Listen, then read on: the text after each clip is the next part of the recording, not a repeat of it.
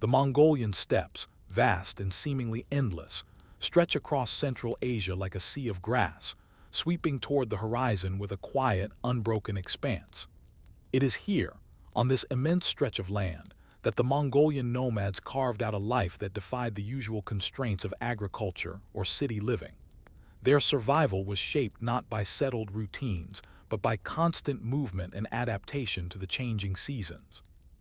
But what drove these people to choose this difficult life, living in isolation for months, with only their herds and tents as companions? Let us go back to the beginnings of this nomadic existence, to understand how and why these ancient peoples developed such a unique way of life. Historians have long debated the origins of Mongolian nomadism. Some suggest it was born out of necessity, a reaction to the unpredictable and harsh climate of the steppes. Others argue that it was driven by cultural and spiritual factors, the nomadic lifestyle being deeply tied to the Mongols' connection with the land. What is certain, however, is that the Mongols were not always a people on the move. In the distant past, they had been like other settled agricultural groups, living in the river valleys and hills, cultivating the land and relying on fixed settlements. But the unpredictable nature of the climate in Mongolia, a region prone to severe winters, scorching summers, and erratic rainfall made agriculture incredibly difficult. Around 1500 BCE, early Mongol tribes started to shift their way of life. With the land's harsh conditions, people turned to herding as a reliable source of sustenance, especially with animals such as horses, goats, and sheep. As these tribes found success in herding, they developed the mobility necessary for survival. It wasn't just about sustenance anymore. It was about resilience in the face of an environment that could be both nurturing and punishing. As the centuries passed, the Mongols developed intricate knowledge of the land, learning to read the patterns of the seasons and the subtle signs of weather changes. The steppe was their home, their office, their workshop, and their sanctuary. They learned to read the landscape, understand the migratory routes of animals, and even predict the changes of the seasons, allowing them to move with the weather and always be one step ahead. But the real strength of the Mongols lay not just in their ability to survive, it was in their ability to thrive across this vast land. The steppes offered a perfect landscape for mobility, providing grazing land for animals while also being expansive enough to avoid the harshest elements by simply moving further or higher. The lifestyle suited their animals too, which were specifically adapted to the environment. The famous Mongolian horse, small but hardy, could travel long distances with little food and water, making it an ideal companion for these nomads. But what was life like for the Mongols as they moved from place to place, often traveling vast distances across the unforgiving steppe? How did they carry the essentials they needed for their survival across such a landscape? This question leads us to consider the daily lives of these nomadic people, how they lived, worked, and survived in a world where the next day's journey could bring them to a completely new environment. The necessity for constant movement meant that they had to carry only the essentials with them, and yet, those essentials were remarkably sophisticated. Mongol nomads became masters of packing light but effectively. Every item carried served a specific, practical purpose in their survival, and the very act of packing was an art form, one that combined practicality with deep cultural significance. What exactly did these nomads carry with them on their long journeys, and how did these items reflect the realities of life on the steppe? Imagine a life where everything you owned must fit into a few bags, strapped to a horse, or tucked into the folds of a sturdy yurt. This was the reality of the Mongolian nomads as they traversed the expansive steppes. Every item packed had to serve a specific function, and nothing was superfluous. From the very first light of dawn to the setting of the sun, the nomads' belongings were carefully chosen to meet the challenges they would face during their daily travels. At the heart of this nomadic existence was the yurt, the portable, circular dwelling that served as both shelter and sanctuary for the Mongols. Made primarily of wood, felt, and sometimes leather, yurts were designed to be easily assembled and disassembled. They were resilient enough to withstand the brutal winds of the steppe, and the felt covering helped regulate the temperature inside, keeping it warm during the freezing winters and cool during the sweltering summers.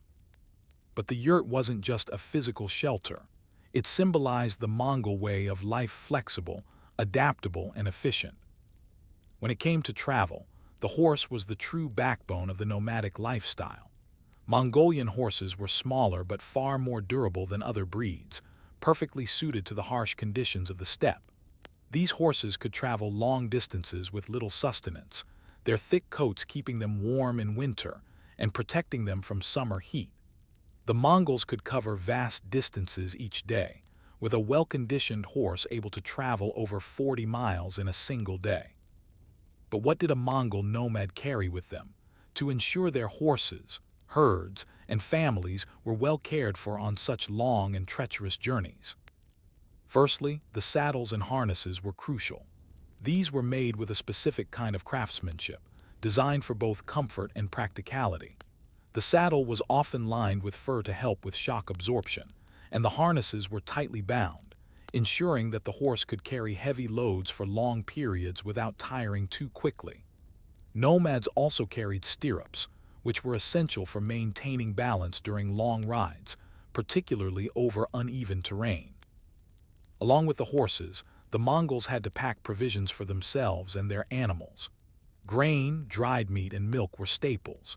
The dried meat, typically mutton, could last for months without spoiling, and the milk provided a rich source of sustenance, often turned into yogurt or fermented into a drink known as arag, which was both refreshing and nutritious. Nomads also carried cheese, another long-lasting food that could be eaten on the go. In addition to food, clothing was one of the most important aspects of the nomadic lifestyle. Clothing was designed not just for comfort but for survival. The deel, a traditional Mongolian garment, was made of wool or silk and designed to keep the body warm in the winter and cool in the summer. The sleeves could be rolled up or down depending on the season, and the wide belt helped secure the garment when riding. Boots made of leather, fur-lined and often insulated, were essential for keeping the feet warm and dry.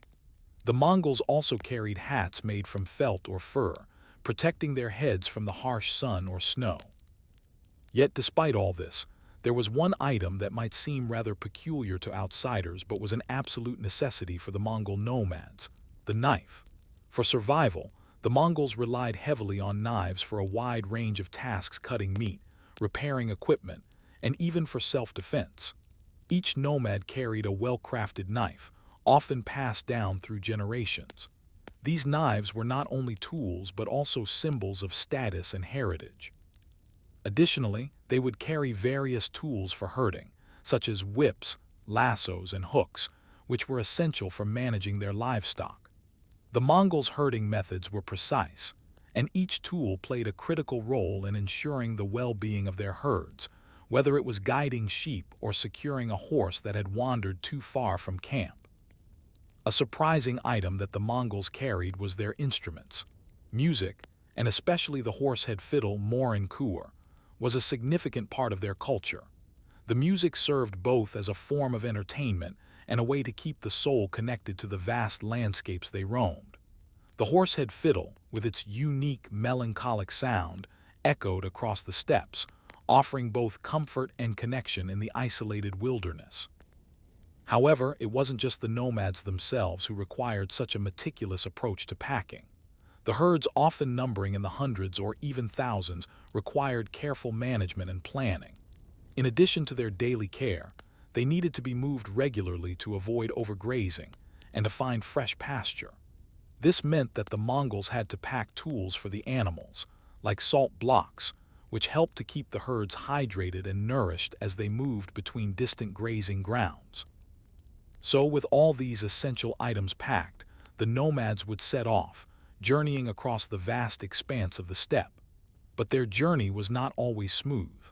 The unpredictable nature of the environment meant that the Mongols had to constantly adapt to changing circumstances. What would they do when the weather turned harsh, or when a herd became sick? How did they keep themselves safe from predators or other threats?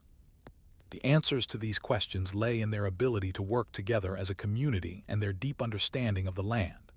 The Mongols would often travel in groups, relying on their kin and neighbors for support.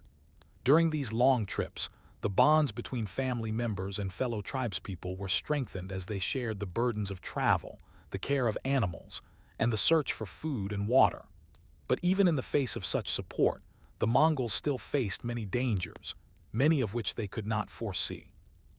As the Mongol nomads ventured across the vast steppe, they encountered challenges that tested their resilience, adaptability, and deep knowledge of the land. For all their preparation and careful packing, the nomads were far from insulated from the harsh realities of the wilderness. Their lives were shaped by constant shifts, both environmental and social, that required swift action and immense survival skills. One of the greatest threats the Mongol nomads faced was the weather, which could be unpredictable and unforgiving. During the summer, intense heat often swept across the steppe, drying up streams and turning the grasslands into a brittle wasteland. This could place immense stress on both the herds and the nomads, who had to find water and forage for food under the scorching sun. However, it was the winter that posed the greatest threat. Temperatures could plummet to degrees F minus 40 degrees C, and blizzards were common. The snow would blanket the steppe, creating near impossible conditions for travel and survival. For a nomadic group already spread across such a large area, snowstorms were potentially deadly, especially when the paths between camps were obscured and animals lost. Mongol families were well prepared for winter. Yurts became sanctuaries during these cold months. They were insulated with thick felt, and the nomads would light fires inside for warmth. The fire pit at the center of the yurt served a dual purpose, providing warmth and cooking meals. But even with these measures, it wasn't uncommon for entire herds to be lost in blizzards, and nomads were forced to rely on their skills to find them. The ability to navigate across a snow-covered steppe, recognizing the subtle markings in the landscape, such as the direction of the wind or the presence of hidden tracks, could mean the difference between life and death. The trusted horses would become invaluable during these times, guiding the nomads back to lost animals or distant camps. Beyond weather, another serious threat was predators. The Mongolian steppe was home to wolves, bears, and other carnivores that would occasionally target the livestock, especially during the winter months when food was scarce. Wolves were particularly notorious for attacking herds of sheep, goats, or even horses. The Mongols would take turns standing watch, often accompanied by dogs trained to guard the animals. But in the case of an attack, quick thinking and skill were required. Nomads often had to defend their animals with the same knives they used for everyday tasks, and in some instances, they would need to track down the predators and eliminate the threat to ensure the survival of their herds. As the Mongols moved across the steppe, there was always the threat of conflict with neighboring tribes. While the Mongol Empire would later become one of the most powerful empires in the world, during their early nomadic days, the Mongols were often engaged in conflicts with other steppe peoples. The Mongols fought not only for resources, but also to protect their way of life.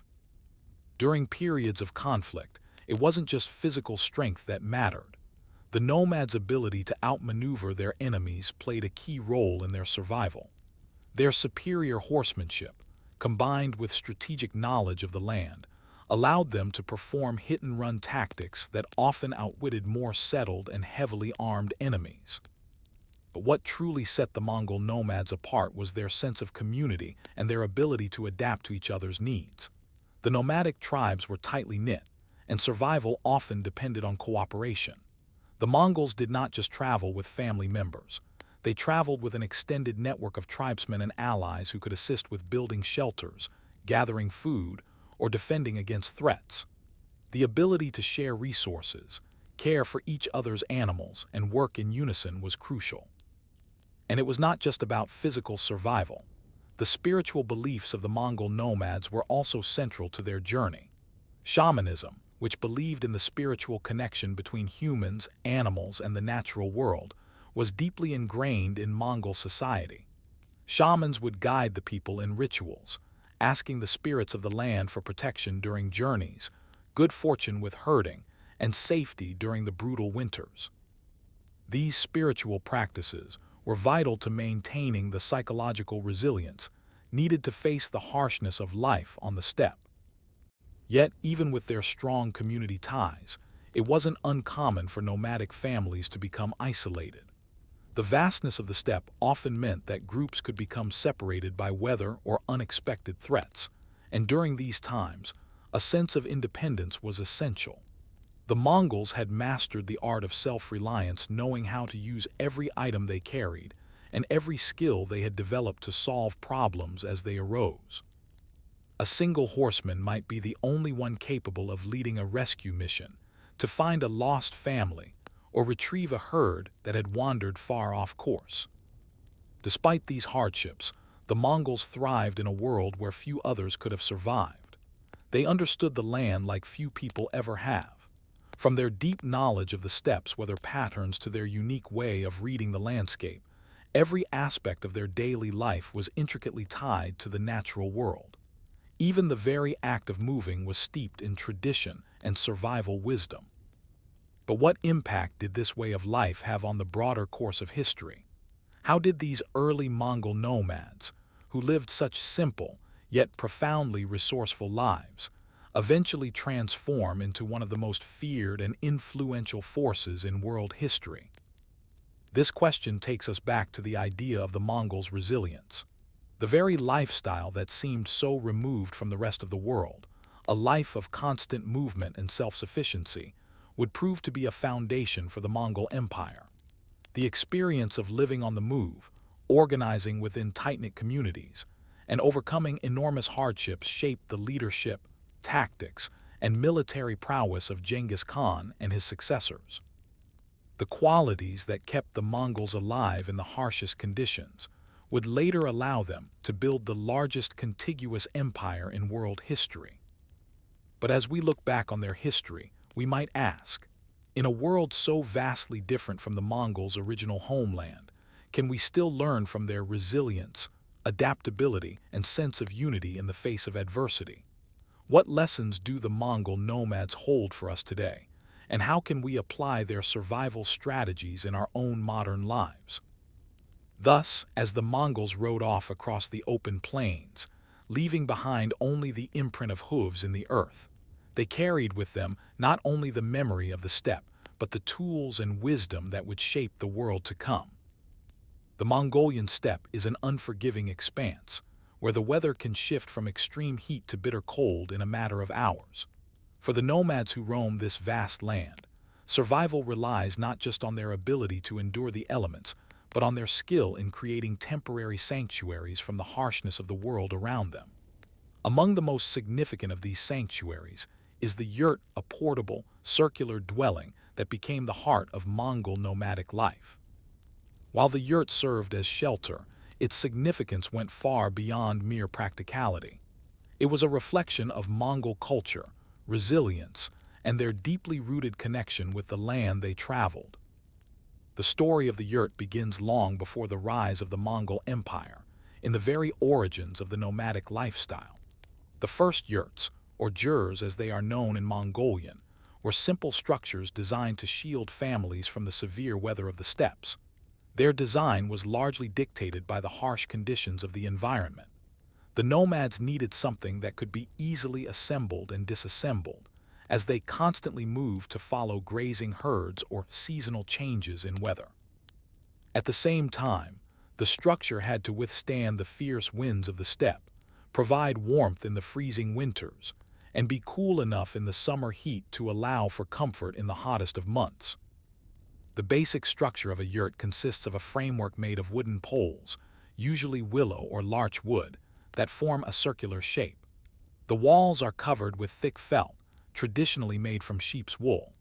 The felt provides insulation, keeping the interior warm during the harshest winters and cool during the intense summer months. The roof of the yurt is a circular opening known as the crown or ovus, which can be closed or opened to regulate ventilation.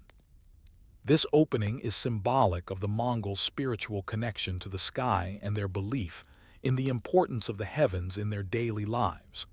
The yurt's design, simple yet effective, combined functionality with a profound connection to nature. But how did this simple, portable structure become the centerpiece of Mongol nomadic life, shaping everything from daily routines to cultural practices? The answer lies in the functionality and symbolism of the yurt.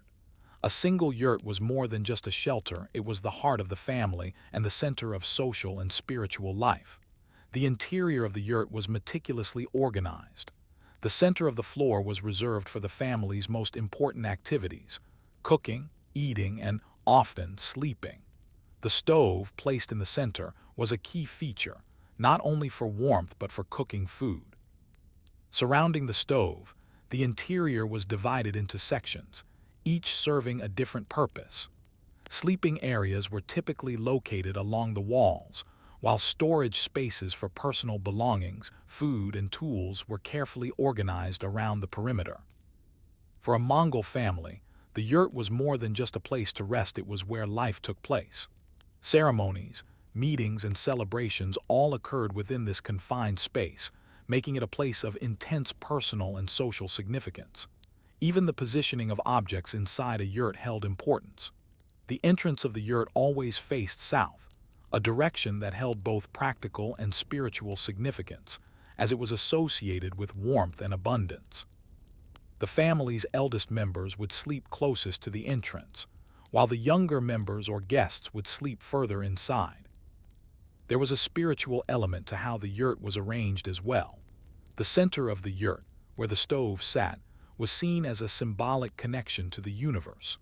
The Mongols believed that the fire in the stove represented the eternal flame of life, and it was a symbol of both the hearth and the family's strength. In Mongol culture, maintaining the fire was a sacred duty both for the warmth and the vitality it provided to the home. But as we explore the role of the yurt in nomadic life, we must consider one of its most critical features: its portability. When a Mongol family needed to move, whether due to seasonal shifts, grazing needs, or an impending threat, the disassembly and reassembly of the yurt was a quick and efficient process.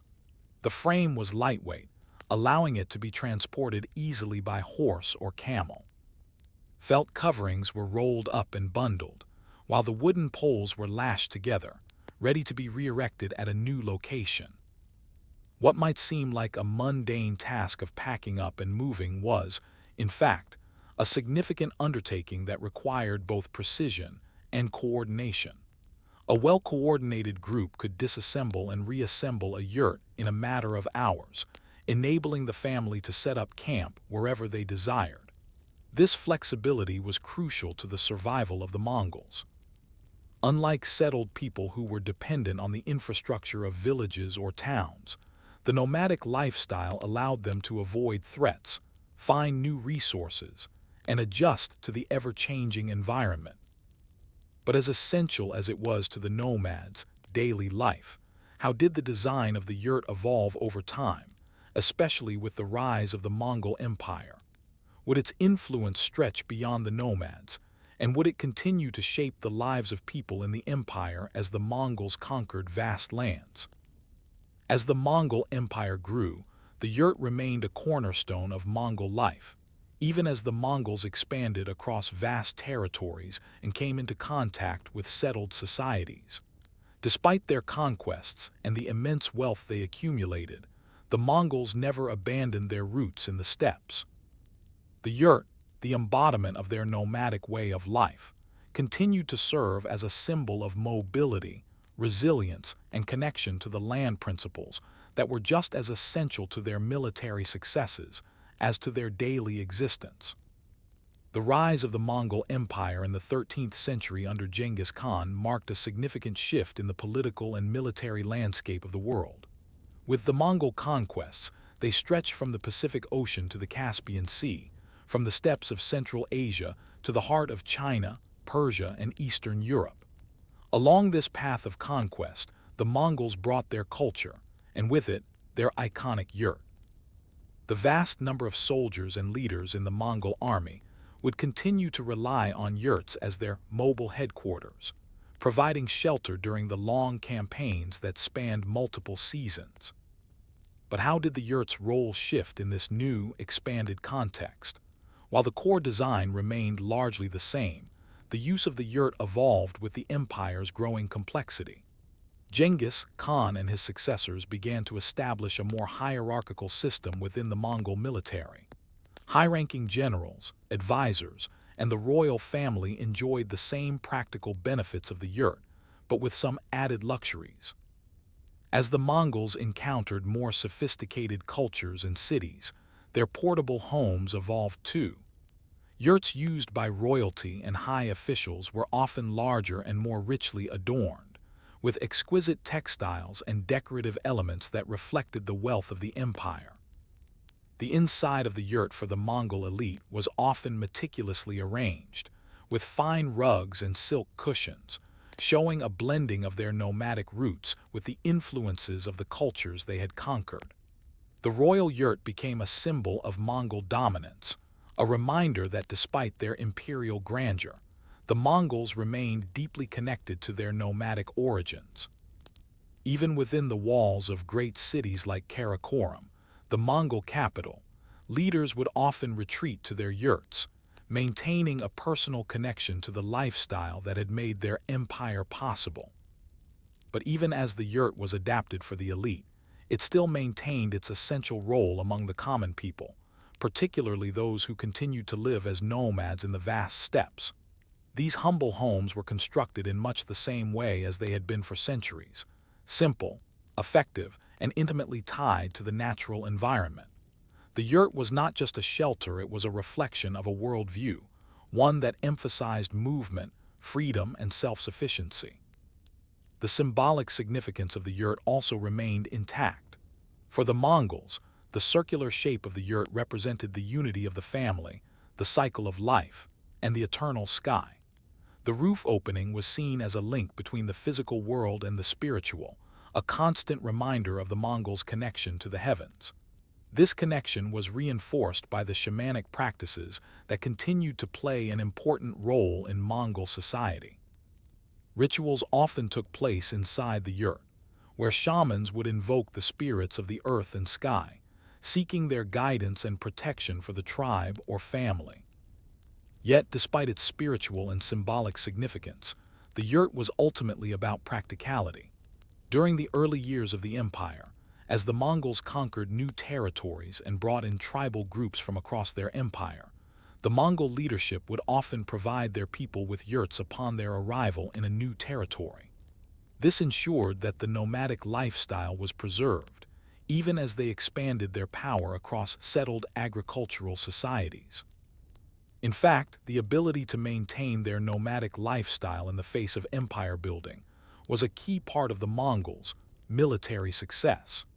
The flexibility of the yurt allowed them to maintain this mobile lifestyle, enabling them to outmaneuver settled enemies and rapidly shift their forces across the vast reaches of their empire. Moreover, the construction of the yurt was not solely an individual endeavor. Building a yurt was a communal activity, and the shared labor involved in setting up a yurt reinforced the bonds within a Mongol tribe. When the Mongols gathered in large groups or formed new encampments, the process of raising hundreds or thousands of yurts became an intricate, highly organized task. This collaboration was a reminder of the Mongol philosophy of mutual assistance, where the strength of the group depended on the contributions of every individual. Yet, as the empire reached its zenith, the Mongols began to encounter new architectural influences. As they settled in cities such as Beijing and Samarkand, some Mongol elites began to adopt the grandiose stone and brick constructions of the sedentary cultures they conquered. In particular, the Chinese imperial palaces and the Islamic architectural styles that flourished in Central Asia began to shape the construction of permanent buildings for Mongol rulers. However, even in the face of such influences, the yurt remained a vital part of Mongol life, symbolizing the nomadic spirit that had led them to power. The question, then, is not just how the yurt adapted to the Mongol Empire, but why it endured. As the Mongols grew more powerful and established vast cities, why didn't they abandon the yurt entirely in favor of more permanent forms of shelter? One possible answer lies in the philosophy of the Mongols, which was rooted in a deep respect for freedom, mobility, and connection to nature.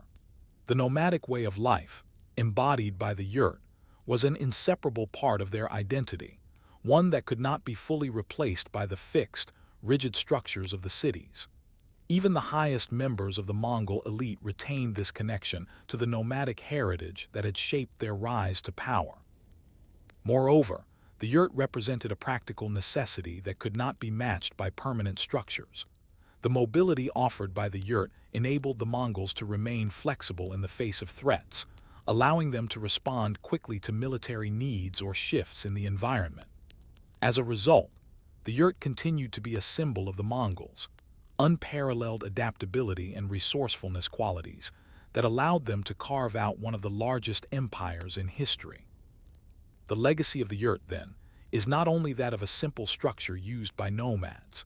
It became a symbol of Mongol culture, a reminder of the balance between progress and tradition, and a reflection of the Mongol spirit of resilience that transcended the empire's rise and fall. Even today, the yurt remains a powerful symbol in Mongolian culture, evoking memories of a time when the nomads ruled the steppes and built an empire that spanned much of the known world. As we look back on the Mongol Empire and its deep connection to the yurt, we might wonder, in a world that has become increasingly urbanized and technologically advanced, what can we learn from the simplicity, flexibility, and practicality of the Mongol nomads' most enduring shelter? As we conclude our exploration of the yurt's pivotal role in Mongol life, it's clear that this humble structure represents more than just a practical tool for shelter. The yurt symbolizes the Mongols' deep connection to the earth, the sky, and their ever-shifting world. Despite centuries of change, the essence of the yurt, its mobility, flexibility, and cultural significance, remains a timeless reflection of Mongol identity. But as the Mongol Empire eventually fragmented, and the world around the steppes continued to evolve, the yurt's place in society began to shift. By the time the empire fell, the yurt was no longer just a symbol of survival, but had become a heritage for the Mongols, one that endured through the centuries and was passed down through generations. Even as the Mongols established cities, adopted foreign customs, and became part of larger, more complex nations, the yurt maintained its presence in the nomadic communities of Mongolia. The legacy of the yurt is particularly poignant today, where the world is increasingly dominated by permanent structures and modern urban landscapes. While cities like Ulaanbaatar, the capital of Mongolia, have grown into bustling urban centers, the yurt remains firmly entrenched in the Mongolian countryside, where it continues to serve as the home for many of the country's nomadic herders. In fact, the yurt's design has proven to be remarkably sustainable and efficient, particularly in a world that is growing ever more aware of the environmental cost of modern construction. The materials used to make a yurt, felt, wood, and leather, are largely natural, biodegradable, and require minimal energy to produce. Unlike traditional houses, which require the extraction of large quantities of materials like cement, metal, and brick, yurts can be constructed with materials that are found locally, reducing their environmental footprint. The felt used in a yurt is made from sheep wool, a renewable resource that not only keeps the structure insulated, but is also an environmentally friendly material compared to modern building insulation options.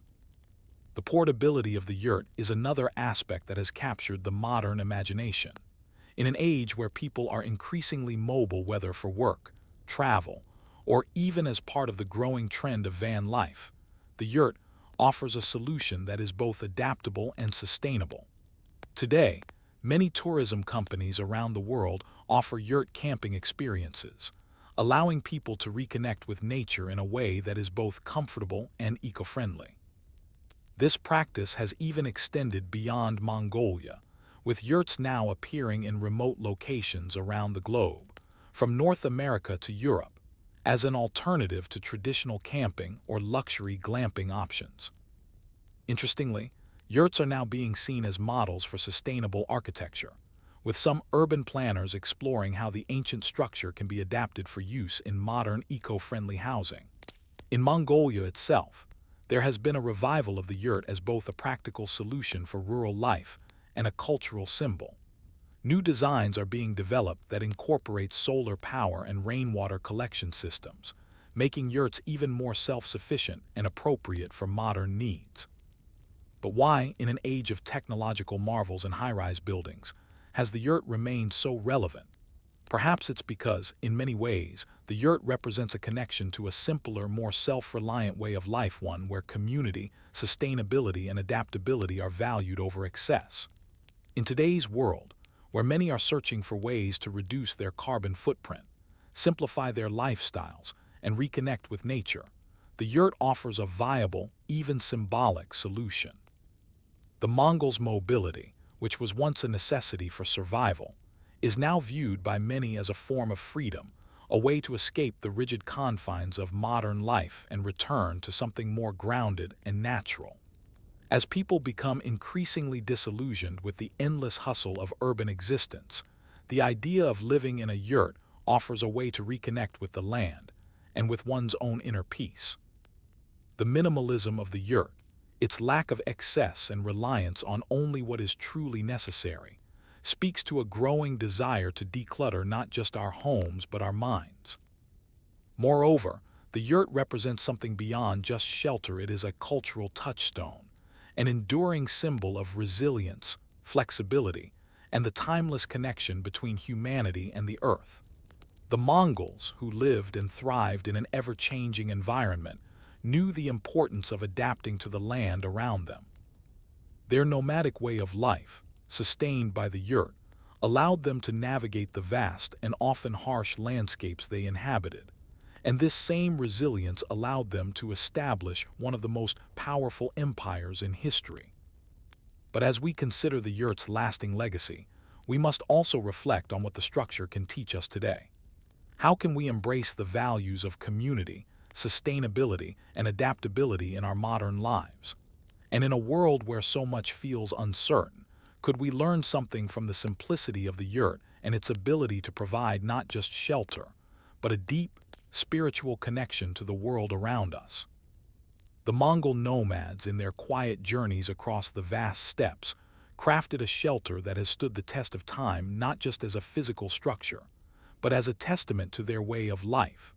And today, the yurt continues to serve as a reminder that sometimes the simplest, most enduring solutions are the ones that have been with us all along. For the Mongol nomads, the passage of time was not measured by the ticking of clocks or the dates on a calendar. Instead, their sense of time was intimately tied to the natural world around them, the changing seasons, the movement of the herds, and the ever-shifting landscape of the Mongolian steppe. Time was cyclical and intimately connected with the land. The Mongol calendar, structured around the rhythms of nature, marked not just the passage of months but also the ebb and flow of life itself. At the core of Mongol life were the seasons, and each one brought its own set of challenges and rewards. The Mongols, in their nomadic lifestyle, were not just passive observers of nature, they were active participants in its cycle. Each season dictated how they lived, where they traveled, and how they cared for their animals. Understanding the seasonal changes was a matter of survival, but it also defined the culture, rituals, and even the daily routines of Mongol life. Let's start with the spring, the season of renewal, when the harshness of winter gradually gave way to milder temperatures. Spring was a time of rebirth on the steppe. The grasslands, which had been blanketed in snow, began to green, and the nomads, like the land itself, began to stir from their winter rest. For the Mongols, this was the time to begin their journey from their winter encampments to new grazing grounds for their herds. Horses and sheep were the lifeblood of Mongol society, and in spring, the foals and lambs were born, marking a time of increased activity. Spring was also when the herds would begin to graze again, after the hardships of winter had depleted much of their strength. The nomads would guide their herds across the steppe to fresh pastures, often journeying over long distances. This was a time of renewal, not just for the animals but for the people too. Spring was a time for shearing sheep, gathering wool, and preparing for the warmer months ahead. The family members would work together to collect resources for the upcoming seasons. Furs and hides were often turned into clothing or blankets, and milk would be processed into yogurt, cheese, and fermented beverages like arag, fermented mare's milk. But spring, while a time of rejuvenation, was also fraught with challenges. The harsh winds of the steppe could still bring sudden snowstorms, and the early spring rains could make travel difficult. The careful balance of the Mongol nomads' migration patterns was dictated by these unpredictable weather shifts. Even in the midst of such renewal, there was always a sense of vigilance, an awareness that the land they depended on could be both bountiful and dangerous. As the warmer months approached, the summer arrived, bringing with it its own set of challenges and opportunities. Summer on the steppe meant intense heat, and the dry grasslands could quickly become treacherous. This was the time when the Mongol nomads had to be particularly attentive to their herds, making sure that the animals had access to enough water and shade. Summer also meant that the family was busiest, for this was the time when food stores were replenished. The Mongols would hunt, gather, and preserve as much as they could for the coming months. It was also the season of trade. The nomads would often meet other tribes or merchants to exchange goods, such as furs, wool, and animal products, in exchange for supplies that couldn't be found on the steppe. The long summer days were spent working the herds, riding long distances across the open grasslands, and repairing tents, saddles, and harnesses. Despite the intense labor, summer was a time of camaraderie, with the various nomadic families often gathering together in large encampments, exchanging stories and participating in festivals and ceremonies. The horse races, archery contests, and games of skill that marked summer gatherings reflected the Mongol values of strength, agility, and endurance, qualities that were essential to their survival on the steppe. But summer, despite its vitality, could also bring droughts, sandstorms, and heat waves. Even the nomadic lifestyle, which appeared so suited to the vast steppe, was not immune to the whims of nature. Nomads had to plan carefully, knowing when to move their herds to the next grazing spot or seek refuge in higher altitudes where the weather was milder. As the days shortened and the autumn arrived, the steppe began to take on a different character. The temperature dropped, and the wind became colder, signaling the approach of winter. For the Mongol nomads, this meant a return to the winter camps. Autumn was a time to prepare for the harsh months ahead. The herds were culled, with the weaker animals often slaughtered for their meat, hides, and fat, which would provide the family with food and materials for the long winter months. Autumn was also the season for harvesting, though the nomads rarely grew crops themselves. Instead, they relied on the wild grasses, berries, and roots they could find across the steppe. They also collected firewood and prepared skins and hides for the cold, ensuring they had enough material to make their clothing, blankets, and tents. The preparation for winter was crucial because the brutal cold could quickly become deadly if a family was unprepared. The season was also marked by the fall migrations, when the nomads would travel to lower elevations, closer to the river valleys or lakes, where the temperatures were less extreme. Finally, the winter came, the harshest season of them all. The long, cold months were spent in near isolation. The herds were protected, and the Mongols focused on survival and conservation. It was a time when families huddled together in their yurts, relying on stored food and warmth from the fire. Though the weather was brutal, winter was also a time for reflection and spiritual renewal. The hardships of the season were not only physical but emotional as well. The isolation, the cold, and the long nights could strain even the most resilient of people. But it was during this season that the strength of the Mongol spirit, resilience, patience, and unity was most visible. The families who survived the winter would emerge in spring, ready to begin the cycle anew. But how did the Mongols track and celebrate these seasonal shifts? How did they know when to move their herds, prepare for festivals, or perform rituals tied to the land? This brings us to their nomadic calendar, a system that intertwined astronomy, natural signs, and spiritual beliefs to create a rhythm for daily life. The Mongol calendar was based on the lunar cycle, with months marked by the phases of the moon. The nomads would observe the changing of the seasons, but also look to the stars for guidance. The timing of festivals, sacrifices, and migrations was based on this natural rhythm. The sun and moon, the stars, and the shifting weather patterns all played a role in shaping the calendar of a Mongol year. But as we reflect on the ways the Mongol nomads interacted with the seasons, we can't help but ask, what does their intimate connection with the land and the natural world have to teach us today? In our fast-paced, technology-driven world, can we reclaim some of the rhythms and seasonal wisdom that once governed the Mongols' daily existence? How might living more closely with the seasons, as the Mongols did, influence how we approach work, community, and personal resilience? The Mongol calendar was not just a tool for tracking time, it was a guide to the rhythms of the universe. This intricate system, woven from the fabric of both astronomy and spiritual beliefs, played an integral role in guiding the lives of the Mongol nomads. For them, the calendar was a connection between the earth and the heavens, linking their daily routines, survival strategies, and religious practices to the natural world in a way that was deeply intertwined with the cosmic cycles. The nomadic calendar was based on lunar cycles, with each month aligned with the phases of the moon. The Mongols used this system not only to mark the passage of time, but to align their lives with the natural world. They understood that the moon's phases governed the rhythms of the land and its creatures. The new moon marked the beginning of a new cycle, the full moon symbolized the peak of energy, and the waning moon was a time for reflection and rest.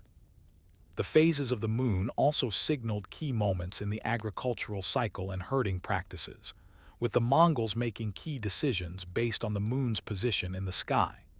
For instance, they would plan to move their herds, slaughter animals, or gather resources during certain lunar phases, believing that the moon's influence on the tides and the land played a role in the productivity of their activities. The changing seasons, which also governed the movements of the herds and dictated when and where the Mongols would travel, were intimately connected to this lunar calendar. But the Mongol calendar was far more than just a functional tool. It was embedded with cultural and spiritual significance. The rituals that punctuated the calendar year were just as important as the practical aspects of life. The Mongols, living in close harmony with nature, believed in the profound power of the earth, the sky, and the spirits. For them, every aspect of nature was imbued with spiritual meaning, and the changing of the seasons was seen as a manifestation of the cosmic forces that shaped their lives.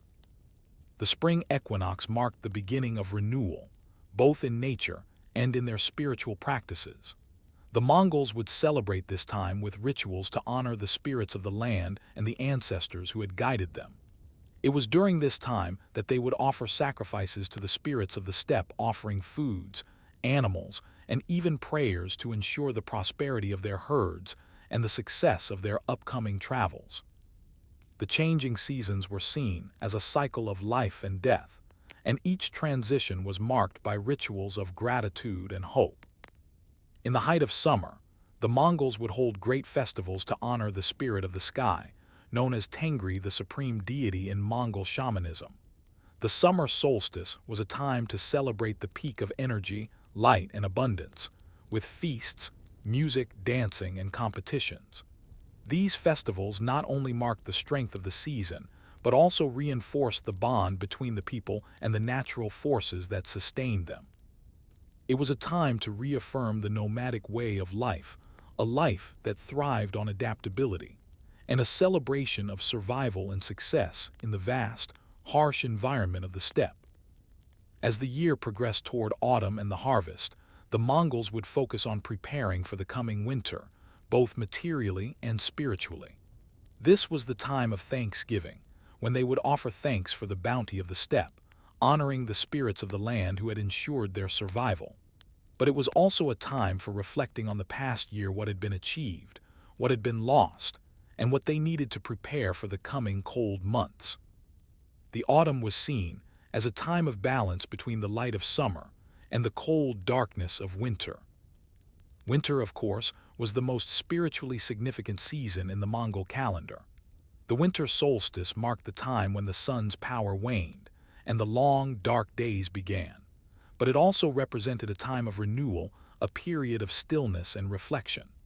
The cold, harsh winter months gave the Mongols a chance to rest, preserve their energy, and prepare for the new cycle of life that would come with the thaw of spring. Shamanic rituals during winter were performed to ensure good health, safety, and blessings for the year to come. Nomadic families would often gather together in their yurts, sharing food and stories as a way of staying connected during the isolated months. In fact, the concept of balance was central to the Mongol worldview, and it influenced how they structured their year. The changing seasons reflected not only the cycles of nature, but also the cycles of life: birth, growth, decay, and death.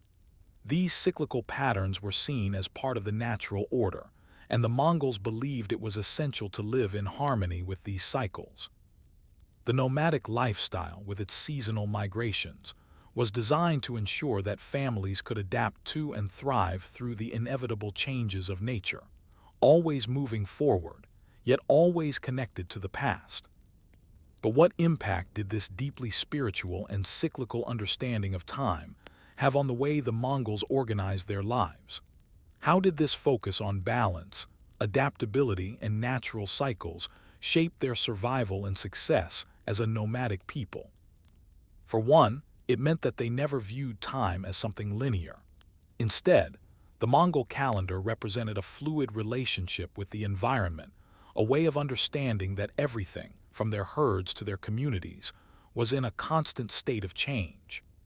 This sense of interconnectedness with the natural world gave the Mongols a remarkable resilience in the face of challenges, as they were always in tune with the land and the universe around them. It allowed them to be adaptive, to move in tune with the changing seasons, and always find a way to thrive. Furthermore, the Mongol calendar reinforced the importance of community. The rituals, festivals, and seasonal migrations were all shared experiences that helped to bind families and tribes together. In times of great hardship or during the dangers of travel, the sense of belonging and shared purpose, rooted in these rituals, became a key part of what helped the Mongols survive and thrive.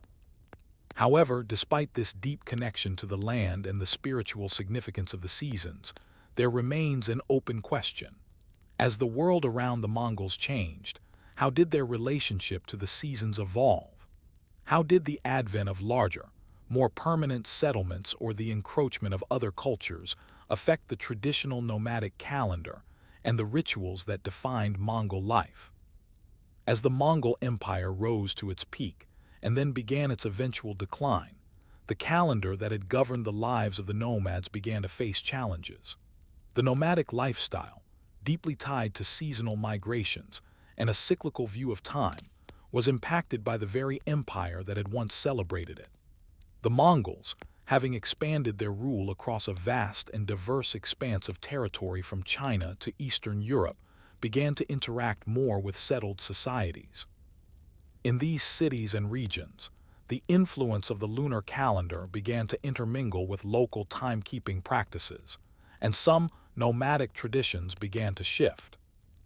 Yet, despite the rise of the empire and its subsequent fall, the spiritual and cultural roots of the Mongol calendar never fully disappeared. Even as many Mongols became more sedentary, living in towns and cities within the empire, the nomadic calendar's rhythms continued to shape certain elements of their lives, particularly in rural areas where herding was still the dominant way of life. Even today, nomadic Mongols continue to follow the lunar calendar, guiding their herding practices and rituals. The spring migration, when herders move to higher altitudes to escape the sweltering summer heat, still follows the traditional pattern set by the natural shifts of the seasons. The autumn harvest and the winter solstice are still honored with deep spiritual reverence, just as they were hundreds of years ago. The calendar's influence is particularly noticeable during traditional festivals, such as Tsagan Sar, the Mongolian New Year, which is calculated according to the lunar calendar and celebrates the arrival of spring and the renewal of life. In fact, the Mongols' spiritual relationship with the land and seasons has evolved into a profound modern relevance. As the world has become increasingly globalized, and many of the traditional Mongol ways of life have been threatened by urbanization and industrialization, a reclamation of the past is underway in Mongolia. Many young Mongols, living in modern cities like Ulaanbaatar, are beginning to rediscover their nomadic roots, looking back at the ancient calendar and the wisdom it holds for understanding the natural world. There's been a growing interest in sustainable living and a return to simpler, more earth-connected lifestyles that are reminiscent of the nomadic traditions. For example, ecotourism in Mongolia is seeing a resurgence. Tourists from around the world now travel to Mongolia to experience the nomadic way of life and to learn about the old seasonal rhythms that still govern rural areas. Many visitors live in yurts during their stay, engaging in traditional herding practices during the warmer months and taking part in Mongolian New Year celebrations, which still reflect the spiritual reverence for nature that the Mongols have maintained for centuries.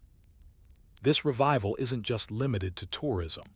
The Mongol calendar and its inherent spirituality are increasingly embraced by environmental movements within Mongolia, as well as internationally. As people face the climate crisis, there's a growing recognition that the ancient nomadic practices, which emphasized living in balance with the land, could offer insights into sustainable living. The nomadic traditions focus on seasonal adaptation, resource conservation, and mutual support among family and community groups, provides a stark contrast to modern, consumer-driven lifestyles that are often disconnected from the land. In addition, the Mongol calendar's spiritual significance, its connection to the cycles of birth, life, death, and renewal, has found its way into the modern psyche, particularly in the face of ecological destruction and the search for deeper meaning in an increasingly mechanized world.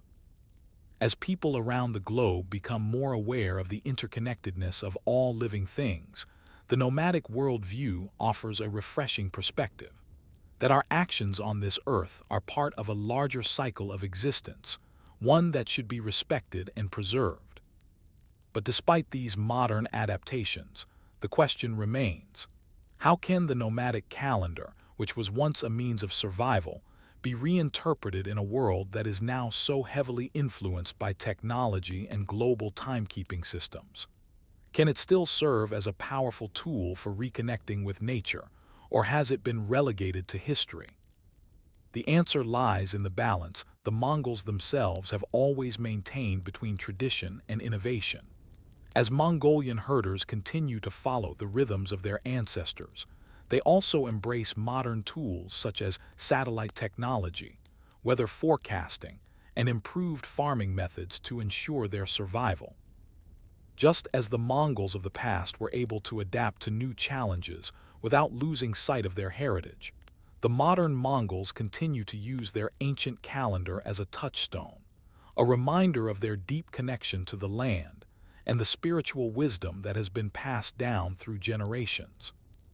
In our own lives, we can take lessons from the Mongol calendar: the wisdom of the seasons, the sacredness of time, and the interconnectedness of all things. In a world where the speed of life often leaves us disconnected from the natural world, the Mongol calendar offers a reminder that time is not a finite commodity to be rushed through, but a living, breathing entity that deserves respect and awareness.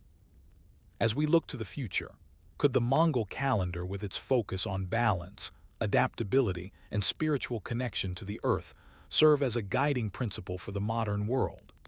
In a time where climate change and global challenges seem ever more pressing, perhaps it's time to rediscover the cycles that the Mongols lived by, to adapt to the changing world without losing touch with the timeless rhythms of nature.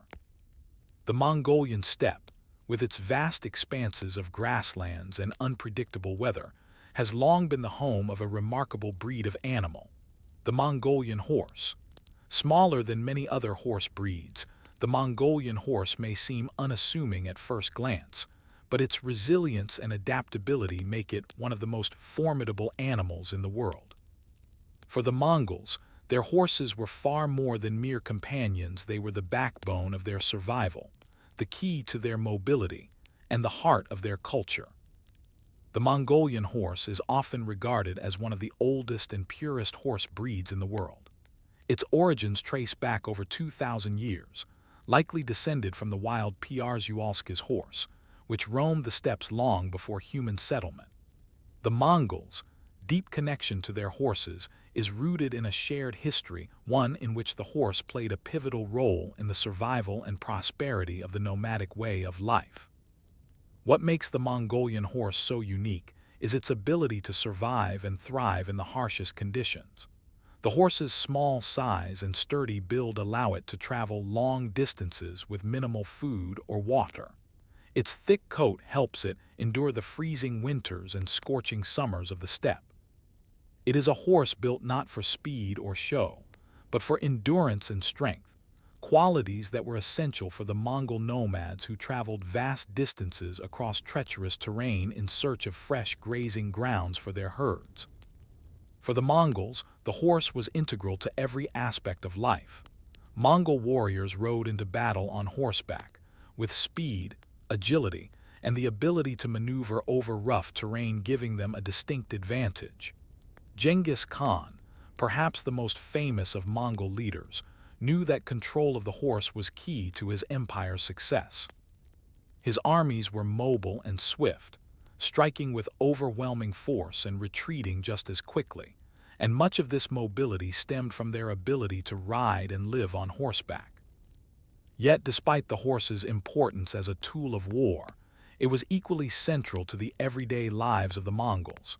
For them, the horse wasn't just a weapon of conquest, it was the means of transportation, food, and spiritual connection.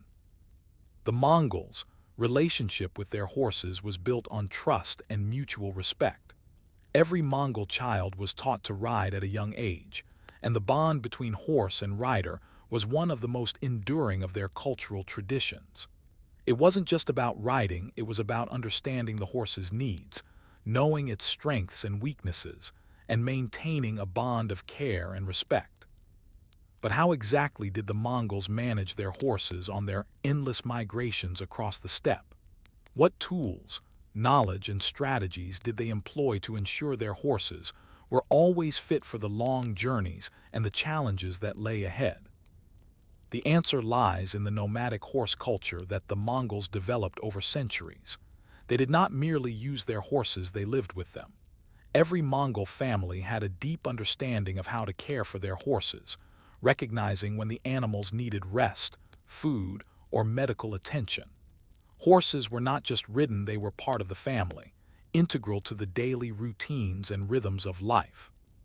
Horses played a critical role in transportation, not just for people, but for goods. Yaks and camels were used for carrying heavier loads, but the horse was the primary means of transport for the Mongols as they moved across the vast steppes. A family's possessions were packed onto horseback in specialized saddlebags, allowing for efficiency and speed in travel. The Mongols also relied on horse-based products for sustenance. The milk of the horse, particularly when fermented into arag, was an essential part of their diet, providing much-needed calories and nutrition. The meat of the horse, although not eaten frequently, was sometimes consumed during times of scarcity. In addition, the leather from the horse was used for clothing, gear, and even shelters, making the animal indispensable to the nomadic way of life.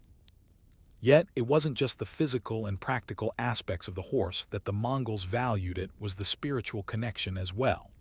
Shamanism, the dominant religion of the Mongols, held that spirits resided in the natural world, including in the horses. Mongol shamans believed that horses had a direct connection to the spiritual realm, and they were often used in rituals and sacrifices to honor the spirits of the steppe. Horses were not only seen as companions in life and battle, but also as mediators between the physical and spiritual worlds. In battle, Mongol warriors could depend on their horses not just for travel but for combat. The Mongol horsemen were skilled in mounted archery, riding at full gallop while shooting arrows with deadly accuracy.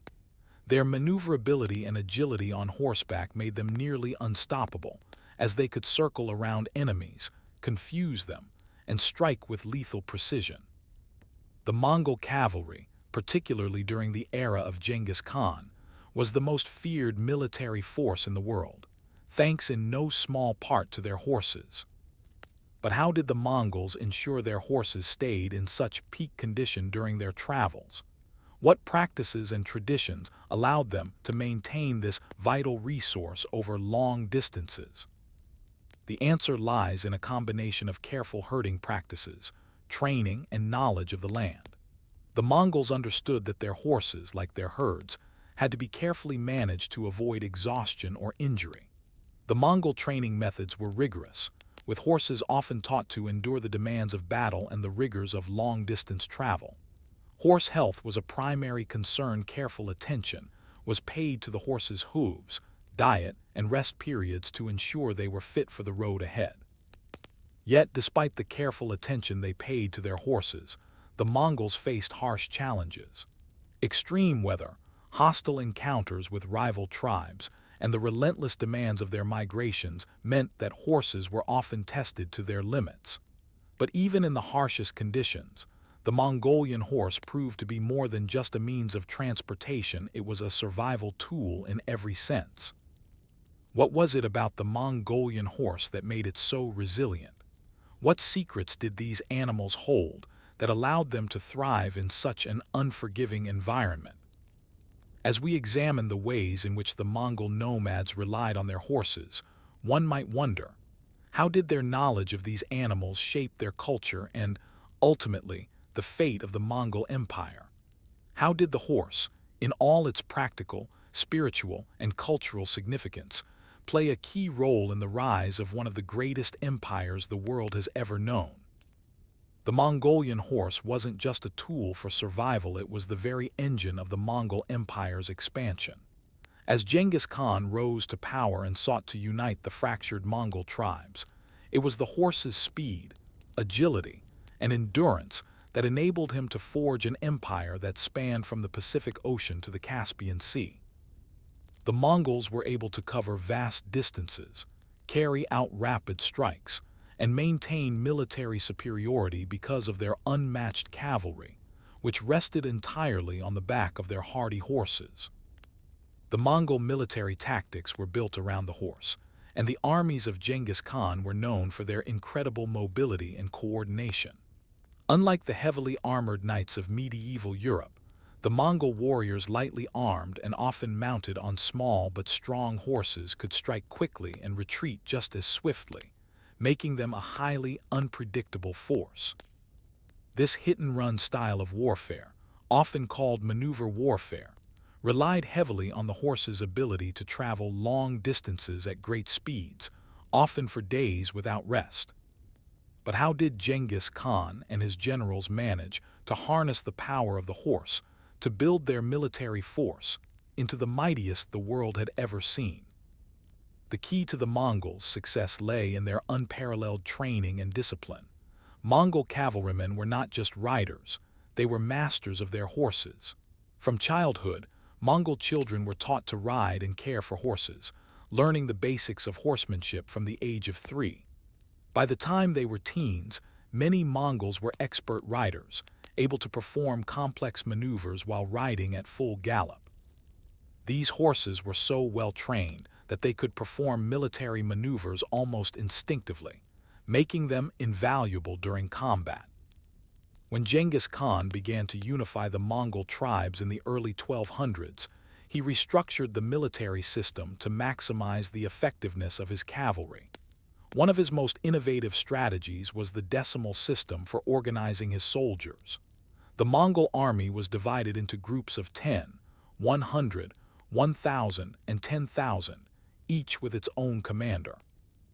This organization allowed the Mongols to execute precise military tactics while maintaining the ability to move and communicate quickly, largely due to the horses that carried them across the steppe. In battle, the Mongol cavalry was not limited to just basic riding and archery. They employed a wide range of tactical innovations. The feigned retreat, for instance, was a tactic used to lure enemies into a trap. Mongol soldiers would pretend to flee in disarray, only to turn around suddenly and ambush their pursuers. The horse's speed made this tactic especially effective, as it allowed the Mongols to quickly close the distance between themselves and their enemies, catching them off guard. Additionally, the Mongols' use of archery on horseback was unmatched. Mongol horsemen were experts at shooting composite bows while riding at full speed. They could shoot arrows accurately at targets from extreme distances, and they could fire without even looking at their target, a skill that relied heavily on their deep connection with their horses. The horses' agility allowed the Mongols to fire arrows while in motion, giving them the ability to attack from multiple directions at once. These tactics made the Mongol army an incredibly effective fighting force, one that was feared and respected across the world.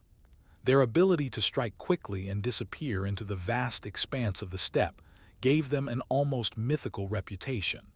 The Mongol horsemen were capable of covering distances that other armies could not. Their speed and mobility meant they could outmaneuver more heavily armed opponents, strike unexpectedly, and retreat when necessary, keeping the enemy off balance and unsure of where the next attack would come from. In addition to tactical prowess, the Mongols also understood the importance of supply lines and logistics. The Mongol horse was not just a weapon of war, it was also the key to the empire's ability to sustain itself during campaigns. Horses provided food, transport, and shelter during long marches. In fact, Mongol supply chains were built around their horses' ability to carry the necessary resources to sustain a mobile army. The horses themselves were fed on the grasses of the steppe, and the Mongol cavalrymen often lived off dried meat and fermented mare's milk, which could be carried along the way.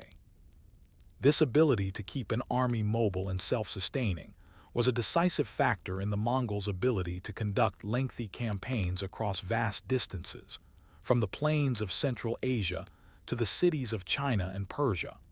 The Mongols could adapt to the environment quickly, moving from place to place as needed, while other armies bound by the limitations of traditional warfare struggled to keep pace. For the Mongols, the horse was a bridge between the physical and spiritual worlds, and it served as the foundation for their military success and their empire-building strategies. Yet despite the horses' importance to military campaigns, their role in the Mongol conquest went beyond the battlefield. In addition to providing essential mobility for their armies, the Mongol horses played a critical role in establishing dominance over new lands. The swift Mongol cavalry could reach and overtake cities, and their speed allowed them to control vast regions without the need for permanent settlements.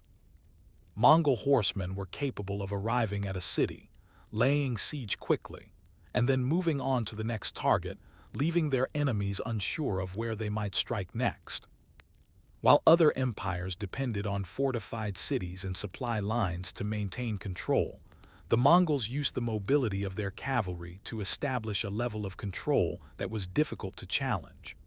The horse was both a tool of conquest and a means of maintaining order across a sprawling empire.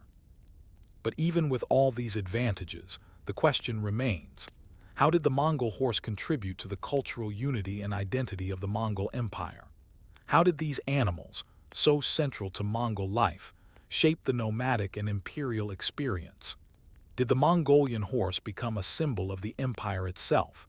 And how did its role evolve as the empire expanded beyond the steppes and into more settled regions?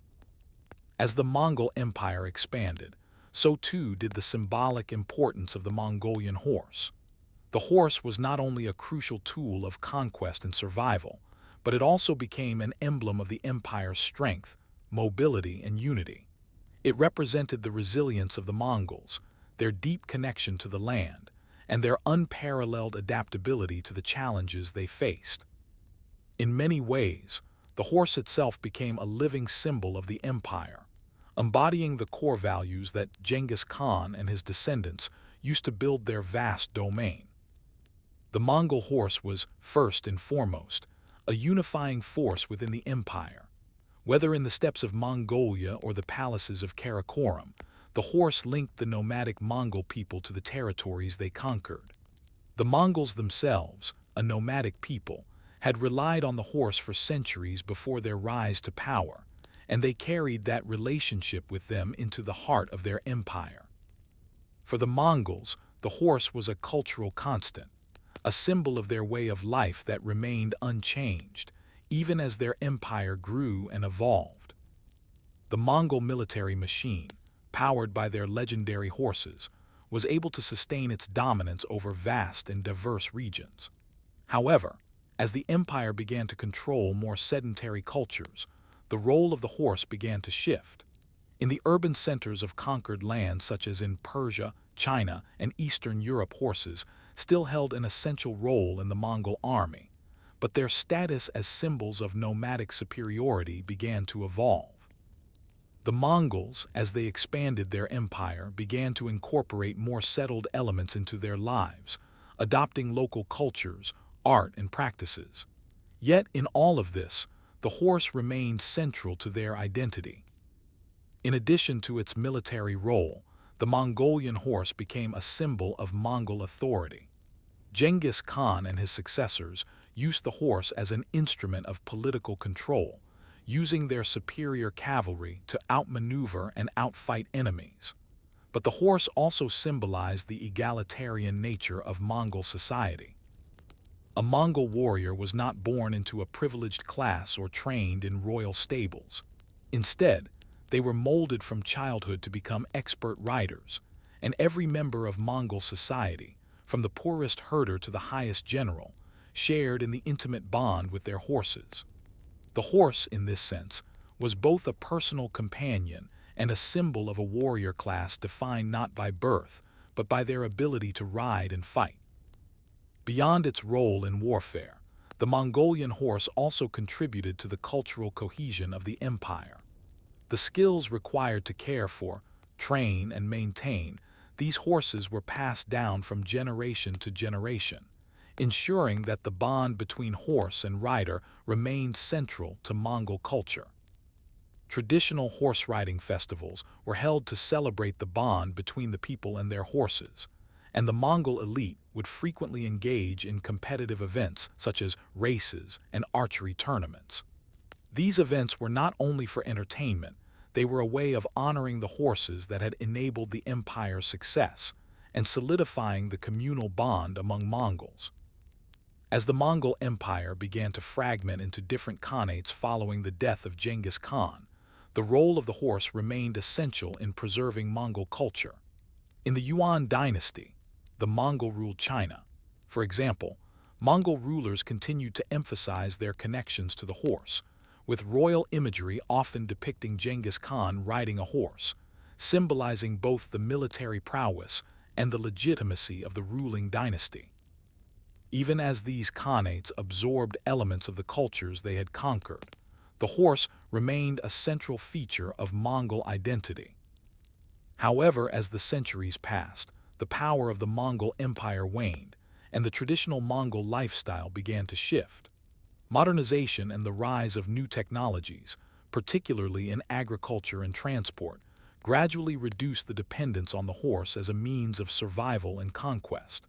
The motorized vehicle replaced the horse in the practical sense, and the nomadic way of life, once so closely tied to the horse, began to diminish. Yet the symbolic role of the horse did not disappear. Today, the Mongolian horse is not only a national symbol, but a living testament to the enduring legacy of the Mongol Empire.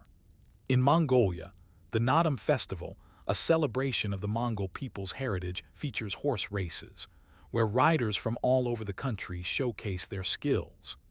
These races are not just competitive events, but also a cultural homage to the same horses that helped the Mongols build their empire.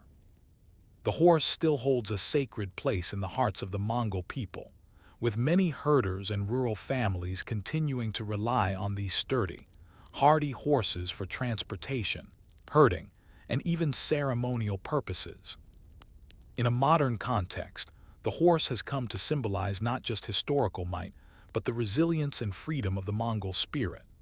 While Mongolia's cities have modernized, much of the country's rural population still lives in a nomadic way, caring for herds of horses and maintaining a close relationship with the land. The horse, now more than ever, represents the enduring legacy of a way of life that shaped the Mongol Empire and its people. But as we reflect on the symbolic power of the Mongol horse, it's clear that its legacy goes beyond mere military conquests or cultural identity.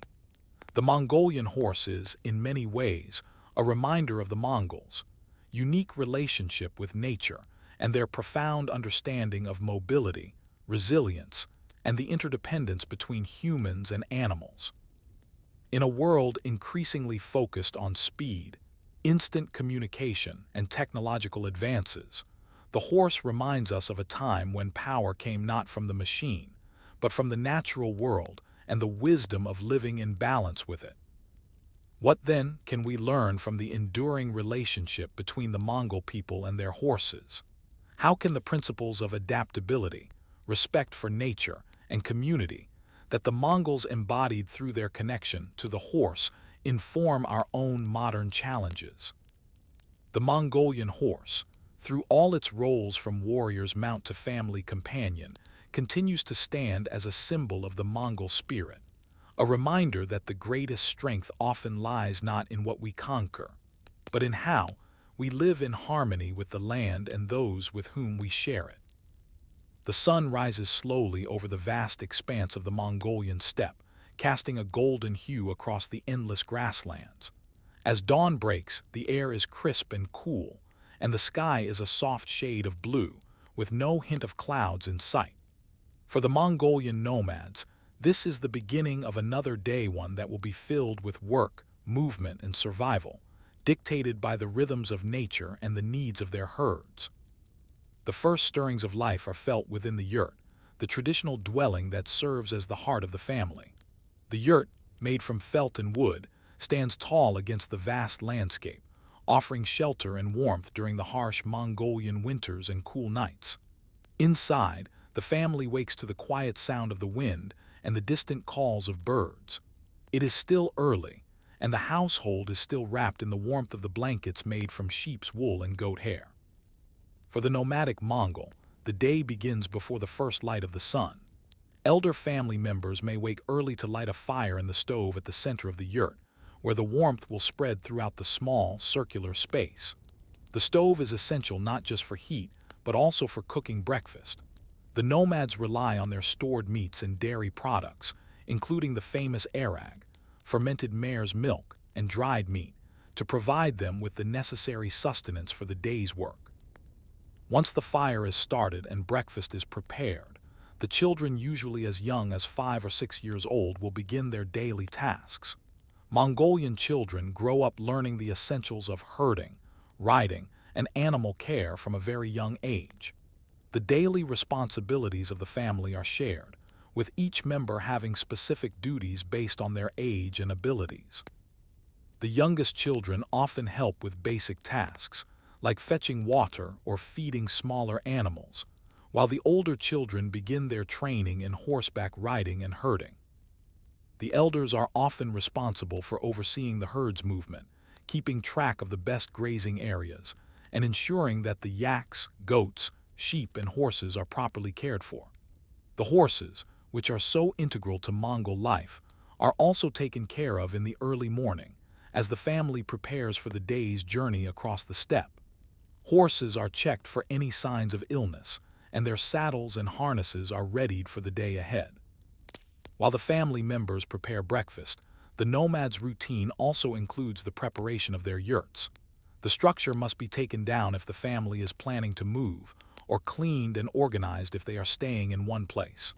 The felt, which insulates the yurt, is rolled up and secured for travel, while the wooden poles that form the yurt's frame are checked for any wear or damage. Once breakfast is eaten and the chores are finished, it is time to prepare for the daily journey across the land. But for the nomads, the morning is not just a time for work, it is also a time for spiritual connection. As the day unfolds, the Mongol family gathers together to offer prayers, asking for guidance, protection, and a successful day of work. Shamanic practices are often part of the morning ritual, with elders invoking the spirits of the land and the ancestors. The spiritual connection to the earth and the animals is woven throughout every aspect of the nomadic lifestyle, and these rituals ensure that the family's bond with the natural world remains strong. But as the day grows warmer, the first challenges of the day arise. The steppe's terrain, vast and unforgiving, demands attention. The family's herds must be watched carefully, especially during the summer months when the grasslands are at their most barren, or in the winter, when blizzards can quickly obscure the paths and endanger the animals. There are also the constant threats from wild animals such as wolves or predators that may try to take advantage of the nomads' herds. As the morning light stretches across the horizon, the Mongol family begins to prepare for the day's journey. The herders saddle their horses, tie up their belongings, and prepare to move to the next grazing spot. These movements are part of a well-established routine that follows the rhythms of the seasons. The nomads, skilled in their knowledge of the steppe, understand that the land changes from year to year, and in some cases, from month to month. Their expertise in reading the weather, landscapes, and wildlife patterns guides them to places where the grass is plentiful and the water is fresh. Before they depart, the family may spend a few more moments reflecting on the day ahead, sharing stories and checking supplies. The ritual of gathering water, checking the animals, and packing the yurt is not hurried, but done with care and intention, allowing the family to connect with each other and with the land they call home. As the family moves out, they are joined by neighbors and other families who are also traveling to new locations for their herds. The sight of multiple yurts, all pulled by horses, forming a small encampment as the day begins to unfold, is a common scene on the Mongolian steppe. This communal spirit of cooperation among nomads is an essential aspect of life on the steppe. By working together, the families ensure their survival. Yet despite the shared work, the individual challenges of each family remain. How will the herd fare during the journey? Will the weather hold? What challenges will arise as the nomads continue their trek across the land? The answers to these questions are never certain, and the nomads live each day with the knowledge that adaptability, resourcefulness, and community support will be the keys to overcoming whatever challenges come their way. As the morning chores are completed, the Mongolian nomads begin their journey across the vast expanse of the steppe. The temperature rises, and the golden light of the morning transforms into the intense heat of the afternoon sun. The horses, small but sturdy, move in tandem, their rhythmic gait a familiar and comforting sound as the family's caravan begins to take shape. The yurts are packed and tied to the backs of horses, and the herds are carefully led from one grazing patch to the next. The afternoon is typically a time of travel and herding. While the family moves from one grazing area to another, the older children ride alongside the horses, helping guide the herd and watch for dangers. The Mongols' relationship with their animals is one of mutual respect and understanding. The herd, whether it's sheep, goats, camels, or yaks, is a precious resource, and their care is the primary focus throughout the day. Herding is an art that requires patience, attention to detail, and deep knowledge of the land. The nomads understand that the quality of the grass varies from region to region, and they know which patches of land provide the best grazing for their animals. They also understand the rhythms of the animals, how they migrate with the seasons, where they seek shelter when the weather turns bad, and how to prevent them from wandering too far. The Mongols' herding methods are also incredibly efficient. Lassos, whips, and hooks are used to manage the animals, and the herders move in coordinated groups, keeping a watchful eye on the young ones and ensuring that no animals wander away from the rest. The animals are led in tight, organized herds, and the Mongols know that maintaining order among the animals is key to a successful journey. It's a system that requires the cooperation of the entire family, as each person has a role to play. As they travel, the family occasionally stops to allow the animals to rest and graze. The nomads themselves take breaks as well, sitting together in the shade of the yurts or under the sparse trees that dot the steppe. These moments provide an opportunity for quiet reflection or community interaction, as the families who travel together often share stories, songs, and laughter. These are the moments that build strong bonds among the Mongol people, as tribes and families support one another through the challenges of life on the steppe. While the nomads and their herds are on the move, they are also keenly aware of the changing landscape. Weather plays a huge role in their journey.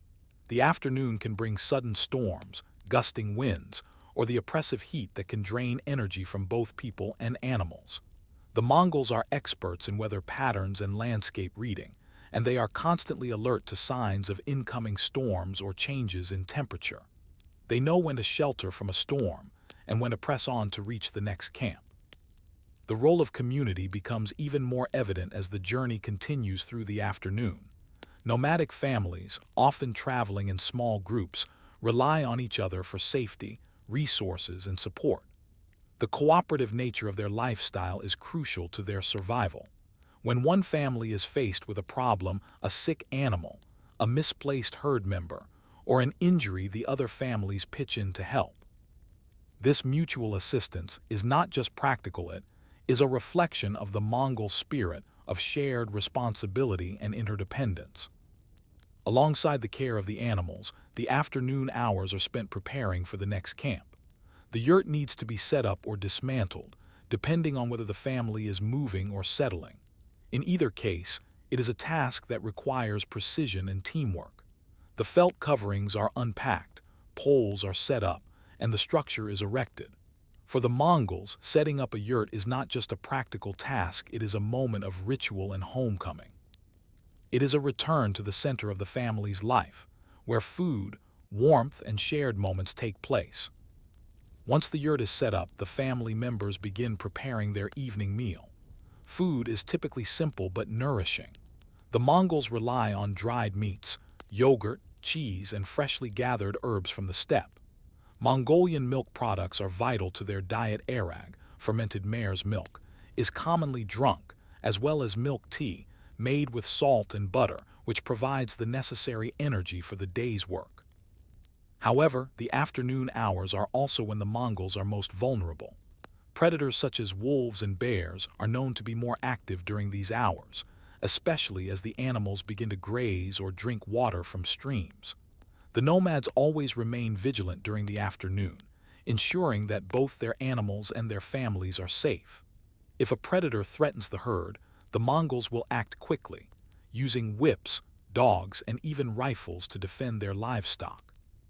The harsh realities of life on the steppe require constant attention, and the afternoon is often the time when the most unpredictable challenges arise. Even as they face the dangers of the steppe, there are moments of connection and joy in the afternoon.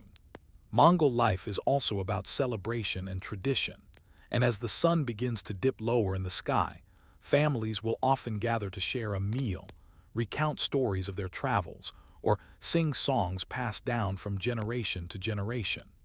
Music and storytelling are integral parts of Mongol culture, and these moments of joy help to sustain their spirits during the long and demanding days of travel. The afternoon on the Mongolian steppe, then, is not just about moving from one place to another. It is a time of action, community, and reflection. The Mongols live closely with the land and animals, relying on their deep knowledge of the environment and their ability to adapt to the ever-changing landscape. It is also a time to pause, rest, and share moments of connection with family and neighbors. But as the afternoon turns to evening, the nomads must prepare for the colder night. The day's work will soon give way to the quiet stillness of the steppe under the night sky. How do the Mongols continue to adapt as the day draws to a close? What challenges and rewards does the night hold for them? As the sun begins to set over the Mongolian steppe, a calm settles over the vast grasslands.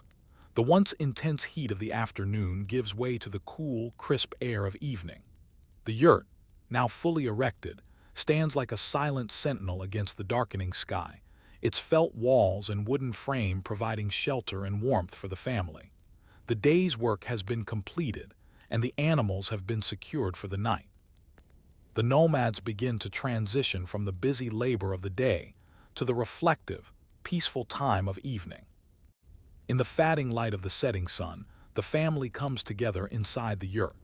The fire, which had been lit earlier in the day to prepare breakfast, is now used to cook the evening meal.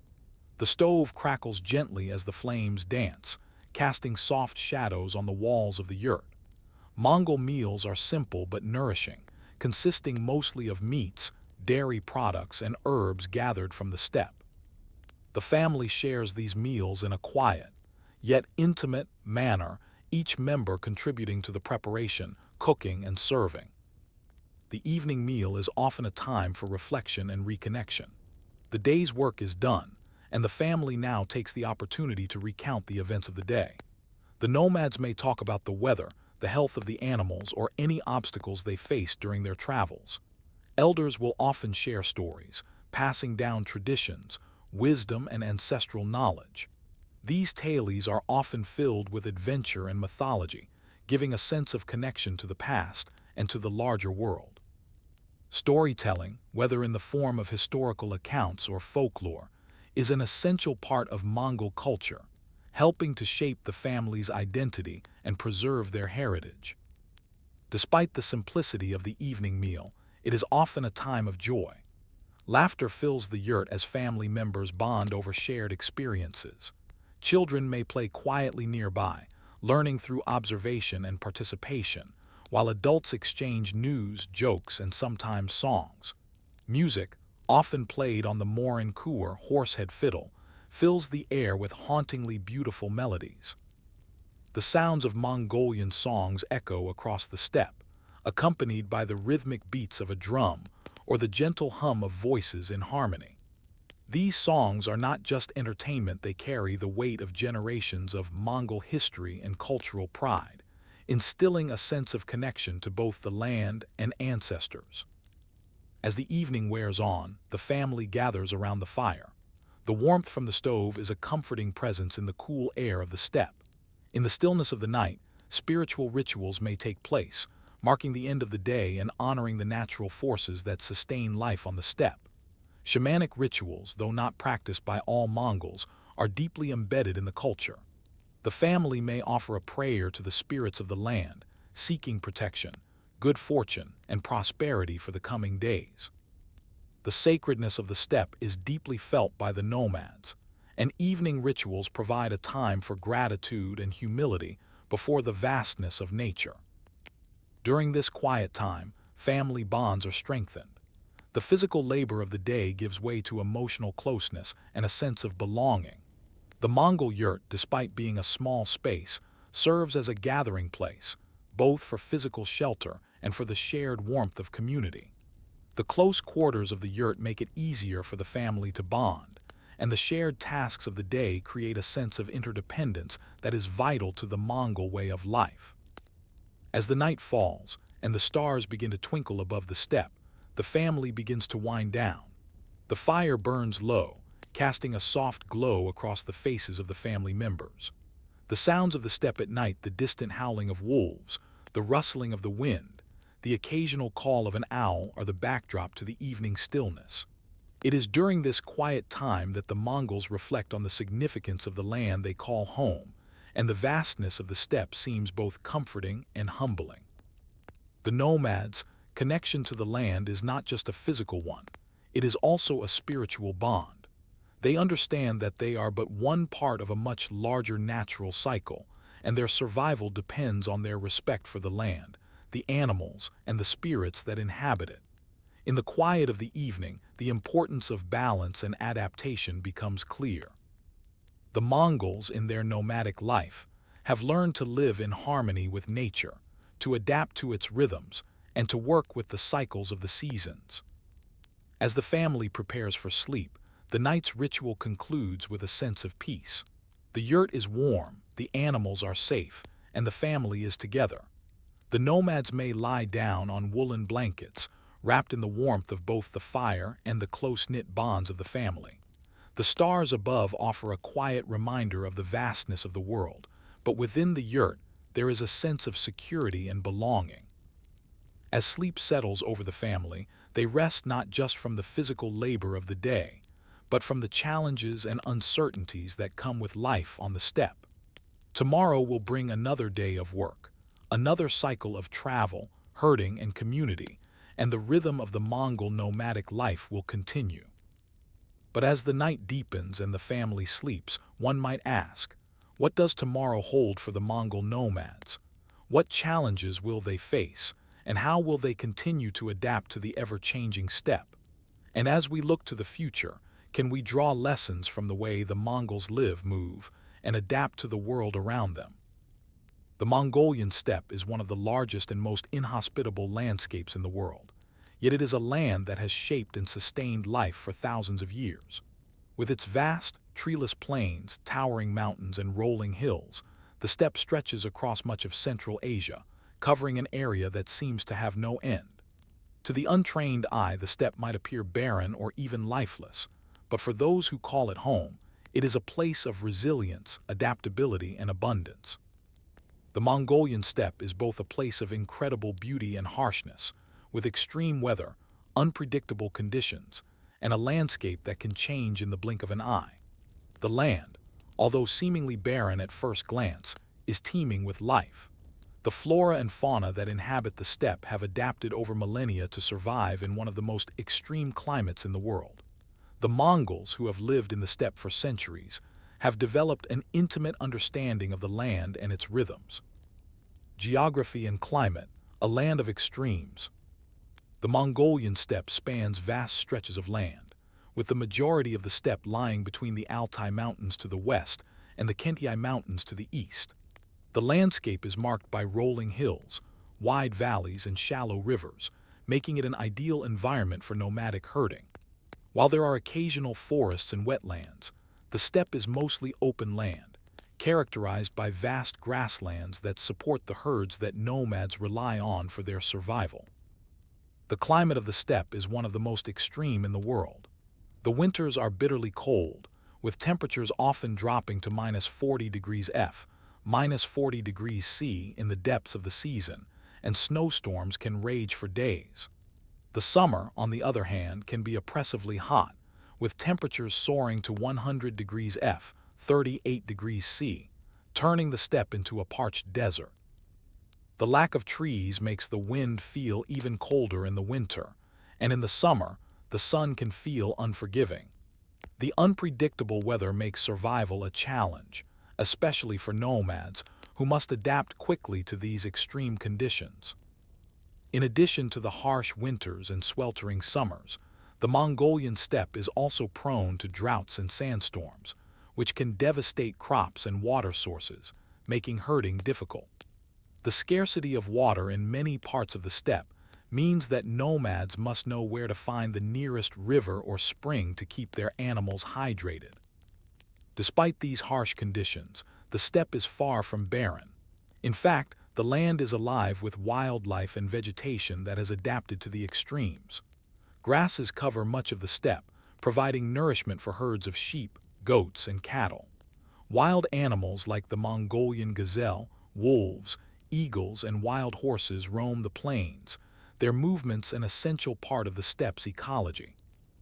The vegetation, too, is specially adapted to the extreme conditions, with hardy grasses, shrubs, and herbs that are able to withstand the fierce winds and droughts. The nomads' relationship with the steppe, living with the land. For the Mongol nomads, the steppe is not just a backdrop to their lives, it is the very fabric of their existence. The nomadic lifestyle has evolved over thousands of years in response to the challenges posed by the steppe. The Mongols have learned to read the signs of nature, interpret the weather, and track the movement of animals. Their deep connection with the steppe is reflected in their survival skills, their rituals, and their spiritual beliefs. The Mongol nomads are masters of adaptation, able to survive in a place that many others would consider uninhabitable. They know that to live on the steppe is to live in harmony with the land, accepting its challenges while finding ways to thrive despite them. Herding is a way of life on the steppe, and it is the foundation of Mongol survival. Horses, sheep, and goats are the primary sources of food, clothing, and materials, and their care is integral to daily life. The Mongols' ability to survive on the steppe is not just about physical resilience, it is also about cultural resilience. The Mongol nomadic culture is one that values mobility, flexibility, and resourcefulness. The Mongols do not seek to tame the steppe. Instead, they learn to move with it, following the seasonal rhythms of the land. They travel from one grazing ground to another, knowing that the steppe provides what they need if they are patient and attentive enough to find it. The yurt, the Mongolian home, is a perfect example of how the nomad's architecture is designed for the steppe. The yurt is portable, easily assembled and disassembled, allowing the Mongols to move quickly from one place to another as the seasons change. The structure of the yurt reflects the nomad's need for flexibility. It is insulated for the cold winters and ventilated for the hot summers, providing warmth in the coldest months and coolness during the summer heat. Even the nomadic diet is tailored to the harsh environment. The Mongols depend on dried meat, fermented dairy products, and fresh herbs for sustenance. Arag, a drink made from fermented horse milk, is a common beverage, and mutton is the most widely consumed meat. These foods are easy to store and carry, making them ideal for the nomadic lifestyle. Milk from horses, yaks, and goats provides not only sustenance, but also a source of nutritional balance. And the ability to preserve food through drying and fermentation is essential to surviving long winters or periods of scarcity. But as the Mongols move across the steppe, they are not alone. The animals they herd are an integral part of their lives, and their movement across the landscape is dictated by the needs of the animals as much as by the weather. The herds provide not just food and materials, but also a spiritual connection. The Mongols believe that their animals are sacred, and many of their rituals are focused on ensuring the well-being of their herds. The success of the Mongols depends on the health and prosperity of their animals. Despite the harshness of the steppe, the nomadic lifestyle has allowed the Mongols to thrive. The ability to adapt, red the land, and work with nature has given them an unparalleled resilience that has enabled them to survive for centuries in this unforgiving land. The steppe, though unforgiving, has become their home, one that they have learned to live in rather than conquer. But the Mongol steppe is not just a physical place, it is also a spiritual one. The land itself is considered sacred, and the spirits of nature are an integral part of daily life. Mongols often turn to the spirits of the steppe for guidance, protection, and strength. The steppe, in this sense, is not just a harsh environment to be endured, but a living, breathing entity that the nomads live in relationship with. As we consider the life of the Mongol nomads and their relationship with the Mongolian steppe, we might ask, in a world increasingly dominated by cities, technology, and rigid schedules, what can we learn from the nomadic way of life? How can we reconnect with the natural world, adapt to its rhythms, and learn to live with it rather than against it? As the Mongol nomads roam the expansive, windswept plains of the steppe, they do so with a profound spiritual connection to the land that sustains them. The steppe is not simply seen as a resource to be used, but as a living entity that must be respected, honored, and protected. This deep bond with the earth is rooted in shamanism, the indigenous spiritual practice that has shaped the Mongol worldview for centuries. Shamanism in Mongolia is not just a religion, it is a way of life. It is a system of beliefs that revolves around the spirit world, where every element of nature, mountains, rivers, trees, and animals has its own spiritual significance. For the Mongols, the land itself is sacred, and the steppe is believed to be infused with powerful spirits that guide and protect them. The shaman, or spiritual leader, is an intermediary between the physical and spiritual worlds, offering prayers, conducting rituals and helping to interpret the will of the spirits. The shamanic rituals performed by the Mongols are integral to their way of life. These rituals often occur during significant moments in the nomadic calendar, such as seasonal transitions, births, deaths, or rituals for the herds. They are conducted to seek blessings for the family, protection for the herds, and guidance for the journey ahead. These rituals are not just acts of worship, they are ways of maintaining balance and harmony between the Mongol people and the spirits of the land. A core element of Mongol spirituality is the belief in Tengri, the sky god. Tengri is the supreme deity in the Mongol pantheon, representing the heavens and all the forces of nature. The Mongols believe that Tengri watches over them, guiding their actions and ensuring the continuity of life. Ritual sacrifices are made to honor Tengri, often involving animal offerings such as a horse or a sheep, to ensure that the spirits are appeased and that the nomads are blessed with good fortune. In addition to Tengri, the Mongols also worship the spirits of nature. Every mountain, river, and forest is believed to be home to a spirit, and these spirits are treated with reverence. Before setting out on a journey, it is common for the Mongols to offer a prayer to the spirits of the steppe, asking for safe passage and protection for both the people and their animals. The ritual might include the offering of a small portion of food, milk, or other symbolic items to honor these spirits.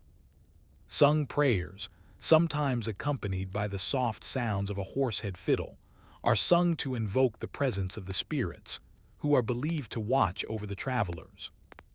The shaman is a central figure in these rituals, as they are thought to have the ability to communicate directly with the spirit world. Shamans often perform ceremonies in which they enter a trance-like state, allowing them to journey spiritually to other realms to ask the spirits for answers or blessings.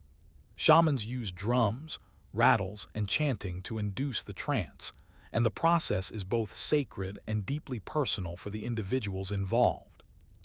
The shaman's role is to ensure that the balance between the physical and spiritual worlds is maintained, and that the nomads are in harmony with the land.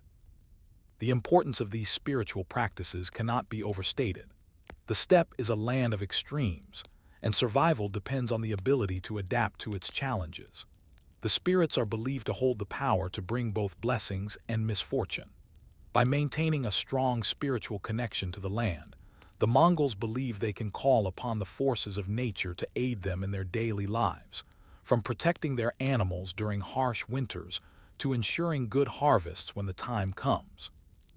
In addition to Tengri and the spirits of nature, Mongol spirituality also embraces the worship of ancestors. Ancestor worship is a key part of Mongol culture, with the belief that the spirits of the elders continue to watch over the family after their death.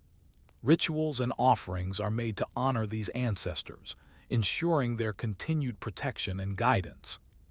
Sacred ceremonies are performed in the family home or in a sacred space dedicated to the ancestors, where the living and the dead remain connected through prayer, offerings, and ritual. The Mongol family also has its own unique spiritual practices that help maintain the well-being of its members. The birth of a child, for example, is marked by a series of rituals designed to protect the newborn from harm and ensure their future strength. The naming ceremony, in which the child is given its first name, is an important ritual that binds the child to both the family's ancestors and the spiritual world. In everyday life, spirituality is also woven into the fabric of the Mongols' relationship with their animals. The horse, in particular, is deeply revered, and it is often said that the Mongol people are not truly Mongols without a horse. Horses are not just used for transportation, they are seen as companions, helpers, and even protectors. It is believed that the spirit of the horse is connected to the rider's soul, and so, before and after a long journey, Mongols will often offer prayers of thanks to the spirit of their horse, asking for safe travels and a successful return. But how does the spirituality of the Mongols, with its deep connection to nature and the land, continue to influence the way they live today? How do the ancient rituals of the steppe persist in the face of modernization, And what role does shamanism still play in contemporary Mongolian life? Despite the rapid changes that have come with modernization and globalization, Mongol spirituality remains deeply rooted in the lives of many Mongols today. While the rise of urbanization and technological advancements has shifted the daily lives of the Mongol people, particularly in urban centers like Ulaanbaatar, the spiritual connection to the land, the spirits, and ancestors still holds a powerful place in the hearts of many, especially in rural and nomadic communities. In contemporary Mongolia, shamanism continues to be an important part of spiritual life for many people, particularly in rural areas where the traditional way of life is still more closely tied to the land and nature. The Mongolian steppe, with its vastness and beauty, is still seen as a sacred space, where the spirit world is never far away. Despite the encroachment of modern religions like Buddhism and Christianity, shamanic practices remain influential, blending with other belief systems to create a unique spiritual landscape that defines much of Mongol culture today. Shamanism in modern Mongolia, a resurgence of tradition. In recent decades, there has been a resurgence of interest in traditional Mongol shamanism. The decline of communism and the rise of democracy in the 1990s allowed for the reemergence of religious and spiritual practices that were once suppressed. Shamanic rituals, once hidden in the shadows, began to reappear in the public and private lives of many Mongols. Shamans, those spiritual leaders who act as mediators between the physical and spiritual realms, are once again performing rituals, offering blessings, and helping people maintain their connection with the land and its spirits. In rural Mongolia, where nomadic herding is still a way of life, shamans are seen as spiritual guides who offer protection and insight. They perform rituals that are designed to ensure the well-being of both the people and their animals, particularly the herds of horses, sheep, and goats that are essential to Mongol life. In times of drought, illness, or disaster, the shaman might be called upon to offer prayers and sacrifices to the spirits of nature, asking for rain, fertility, or protection from the harsh elements. One of the most important aspects of modern shamanism in Mongolia is the idea of balance between the human world and the spiritual realm, between nature and civilization, between tradition and progress. Shamans believe that maintaining a harmonious relationship with the spirits of the land is essential for survival, not just for the individual, but for the community as a whole. This sense of interconnectedness is key to understanding the way the Mongols view their world. In urban Mongolia, while shamanism may not be as openly practiced, many people still turn to traditional rituals during significant life events.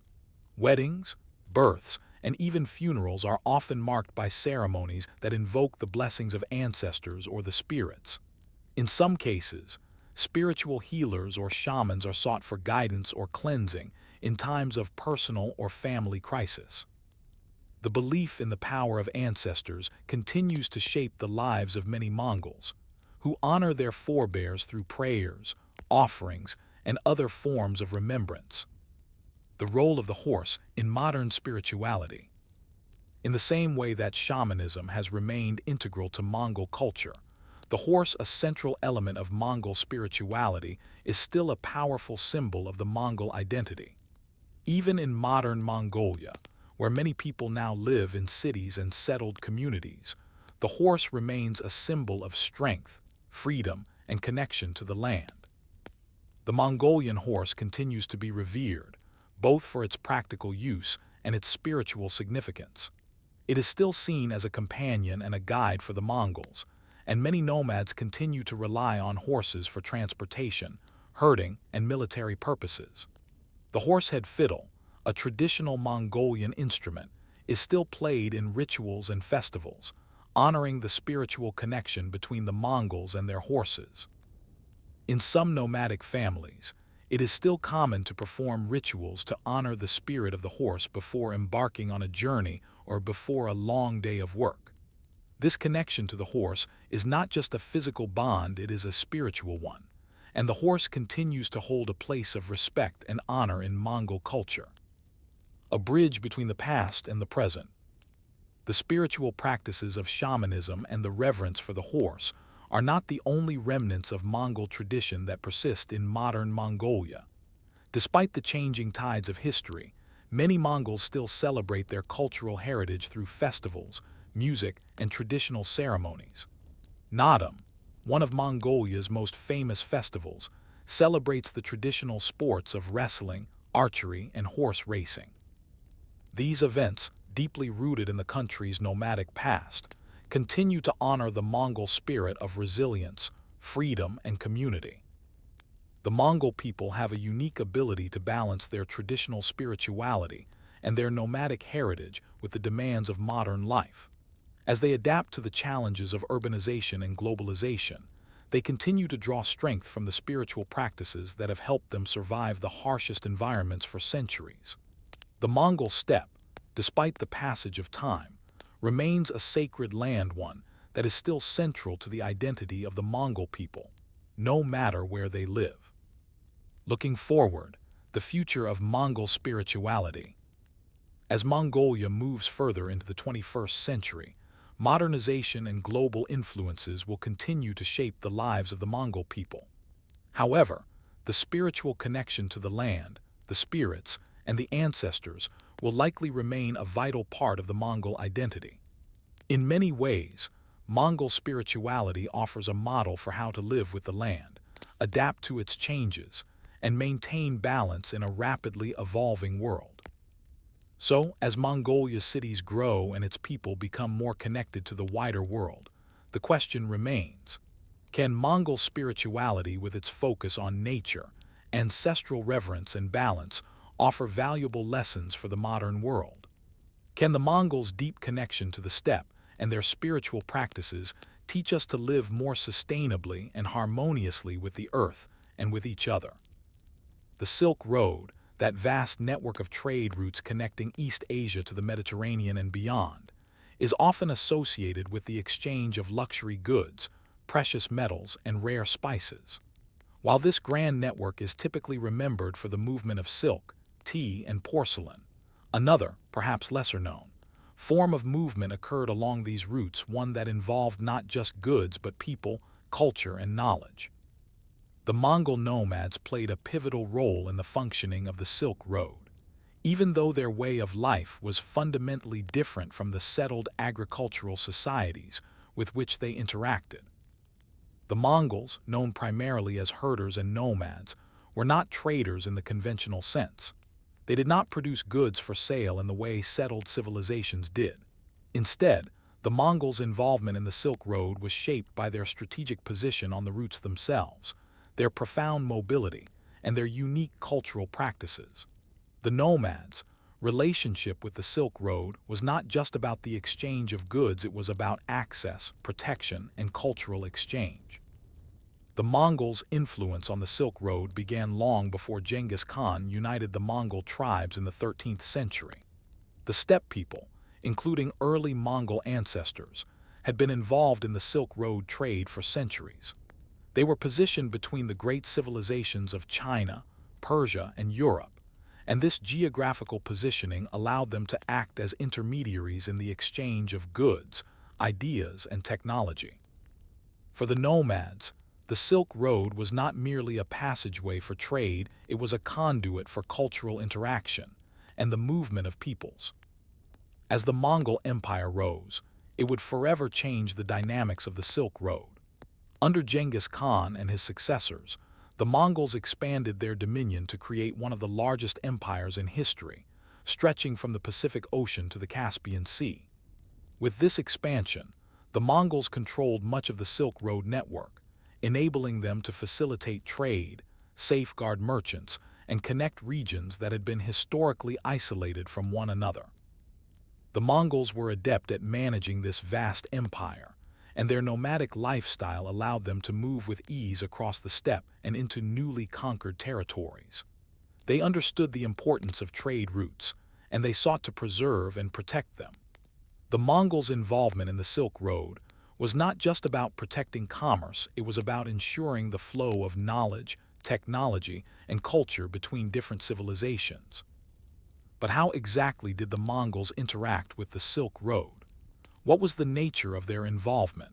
And what role did their nomadic lifestyle play in their ability to facilitate trade and exchange? Mongol contributions to the Silk Road: protection, security, and cultural exchange. The Mongols' most significant contribution to the Silk Road was their ability to ensure security along the trade routes. Before the Mongol Empire's rise, these trade routes were often unsafe due to bandits, warlords, and local rulers who imposed heavy taxes and restricted trade. However, when Genghis Khan and his successors took control of the Silk Road territories, they established a unified empire with a singular purpose: to facilitate trade and create peace among disparate peoples. One of the key policies that Genghis Khan implemented was the protection of merchants and their goods. Under the Mongols, merchants could travel along the Silk Road without fear of being raided or extorted, a stark contrast to the previous decades of instability. The Mongols built a system of messenger stations, relay networks, and military posts to ensure the safe passage of goods and people. The nomads, with their unparalleled horsemanship and mobility, were uniquely suited to this task, as they could rapidly respond to threats and maintain control over vast regions. The Mongols' military prowess also contributed to their success in protecting the Silk Road. As highly skilled cavalry, the Mongol army was able to quickly deploy forces to safeguard trade routes and keep them open. The Mongols' emphasis on mobility and speed, honed through their nomadic lifestyle, gave them an advantage in controlling the Silk Road, where swift action was often required to secure trade routes and quell unrest. In addition to providing security, the Mongols also facilitated the exchange of ideas, culture, and technology. The Pax Mongolica, the period of relative peace and stability under Mongol rule, enabled the movement of not just goods, but also scholars, artisans, and religious leaders. The Silk Road became a melting pot of different cultures, where knowledge from China, Persia, and Europe could flow freely. The Mongols encouraged this exchange, often welcoming foreign visitors to their courts and promoting cultural diplomacy. For example, the Mongol Empire brought Chinese and Persian scholars into their capital cities, such as Karakorum and Beijing, where they worked alongside Mongol officials to share knowledge about astronomy, medicine, and engineering. The Mongols themselves were also influenced by the cultures they encountered, incorporating elements of Persian architecture, Islamic science, and Chinese technology into their empire. The Mongols were also deeply involved in the spread of religions along the Silk Road. While they themselves practiced Tengriism and shamanism, they were remarkably tolerant of other religions. The Silk Road facilitated the spread of Buddhism, Islam, Christianity, and other belief systems across the empire. Missionaries and pilgrims from various parts of the world traveled freely, spreading their ideas and establishing religious communities along the trade routes. This openness to religious diversity helped foster a culture of tolerance and exchange, which became a hallmark of the Mongol era. However, it wasn't just about facilitating the flow of goods and knowledge, it was about maintaining connections across vast distances. The Mongol Empire, through its control of the Silk Road, played a crucial role in bridging the East and West, connecting China, India, the Middle East, and Europe in ways that had never been possible before. But what was it like for the Mongols themselves? While they played such a pivotal role in the trade of goods, culture, and knowledge, how did their nomadic lifestyle and traditions influence the way they engaged with the Silk Road? Were they simply passive facilitators of commerce, or did their culture and way of life shape the very nature of trade along the Silk Road? While the Mongols were primarily known for their military might, their role in the Silk Road trade was far more complex and multifaceted. The nomadic lifestyle of the Mongols made them uniquely suited to facilitating trade along the Silk Road, despite their primary focus on herding and military conquest. Although the Mongols didn't engage in trade as producers of goods in the traditional sense, they became some of the most effective intermediaries in history, using their unrivaled mobility, strategic vision, and cross-cultural adaptability to connect merchants, ideas, and cultures across vast distances. The role of Mongol nomads as traders. Though not traditionally merchants in the sense of trading fine goods for profit, the Mongols played a critical role in the movement of trade goods across the vast regions of their empire. Their nomadic way of life, which required frequent travel over large distances, gave them a practical knowledge of the terrain, climate, and resources of the regions they controlled. This made the Mongols invaluable as carriers and facilitators of trade between the various regions of Asia, Europe, and the Middle East. The Mongol military, particularly its cavalry, was often employed in escorting trade caravans, ensuring the safe passage of merchants, goods, and ideas across long and perilous stretches of land.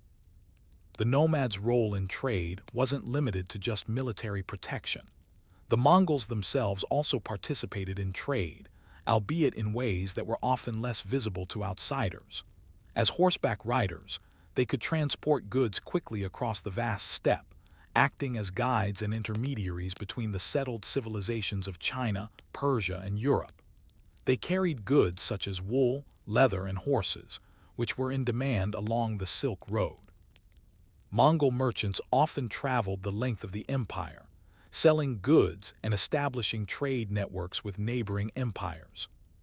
But the Mongols' most significant contribution was not simply their ability to facilitate trade, but their ability to bridge cultures and create economic ties between vastly different civilizations.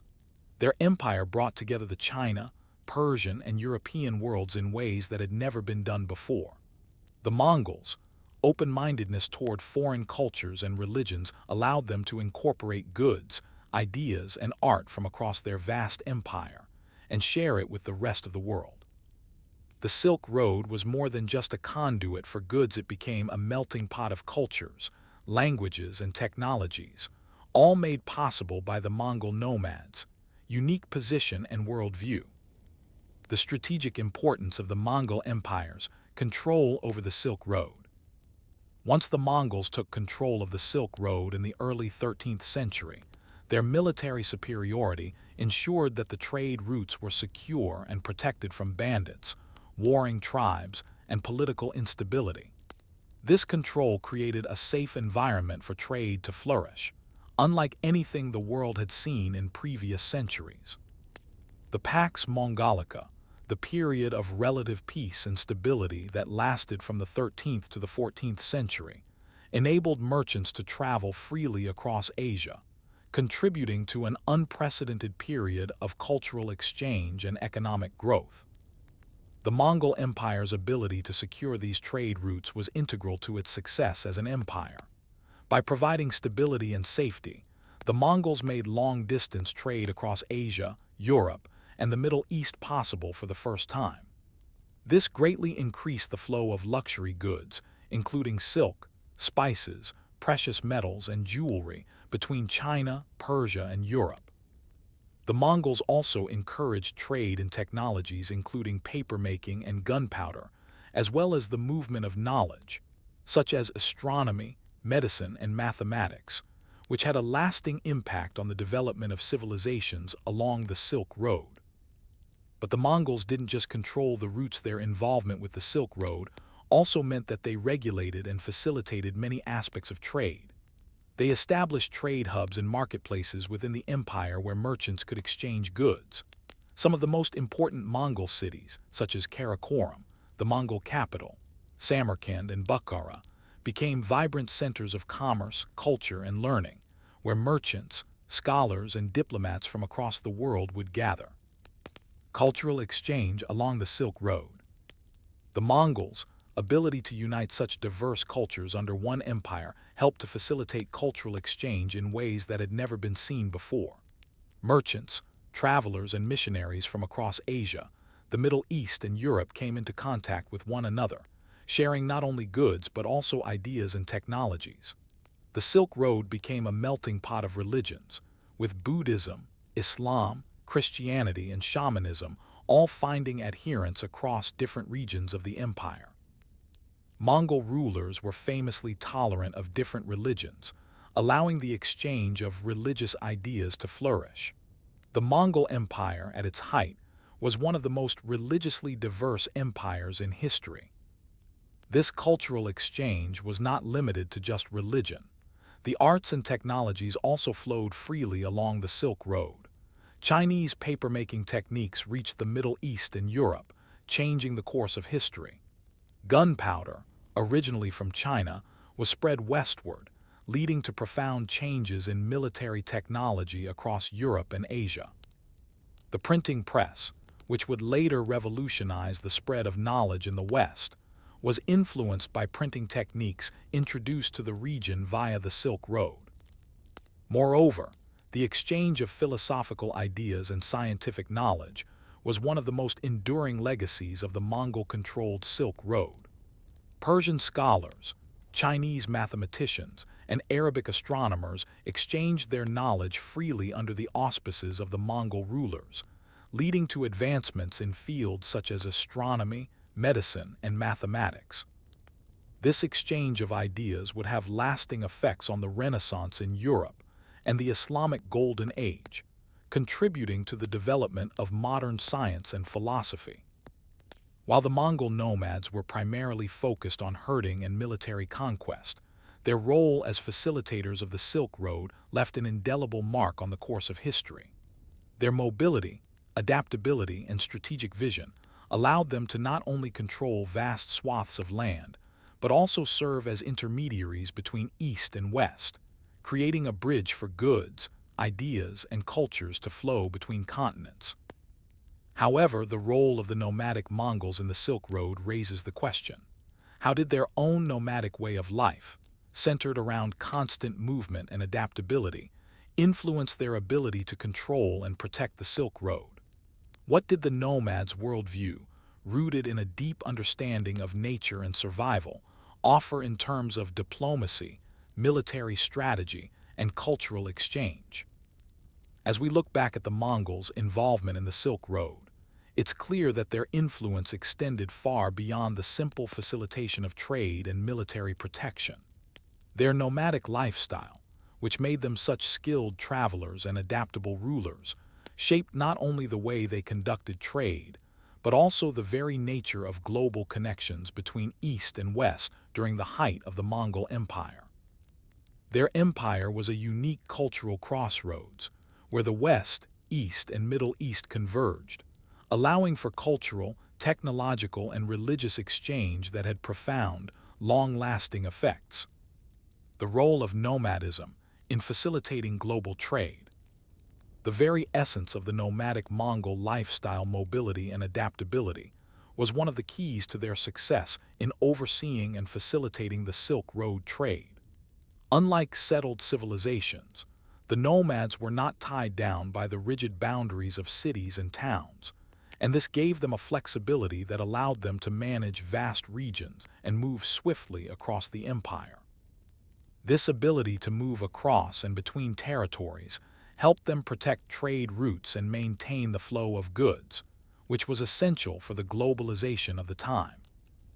One of the main advantages the Mongols had over more settled empires was their unique approach to governance. As nomads, they were used to living in temporary shelters like the yurt, making them adept at moving quickly and efficiently, adapting to changing conditions on the steppe.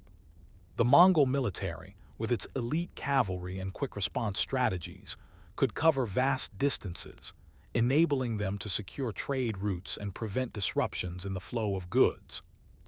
Their ability to travel and deploy troops quickly was key in ensuring that the Silk Road remained open and safe for merchants and travelers. This nomadic mobility not only made the Mongols excellent warriors, but also superb trade facilitators. They understood the importance of connectivity and ensured that the empire's vast stretch of trade routes was not hindered by local conflicts, environmental challenges, or instability.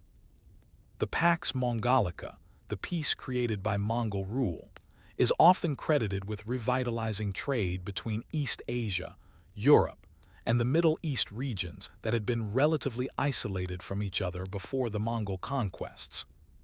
The exchange of knowledge, technology, ideas, and culture. Beyond the movement of goods, the Silk Road under Mongol rule became a highway for the exchange of knowledge and culture. With their empire stretching from China to the Caspian Sea, the Mongols acted as both guardians and mediators between vastly different cultures.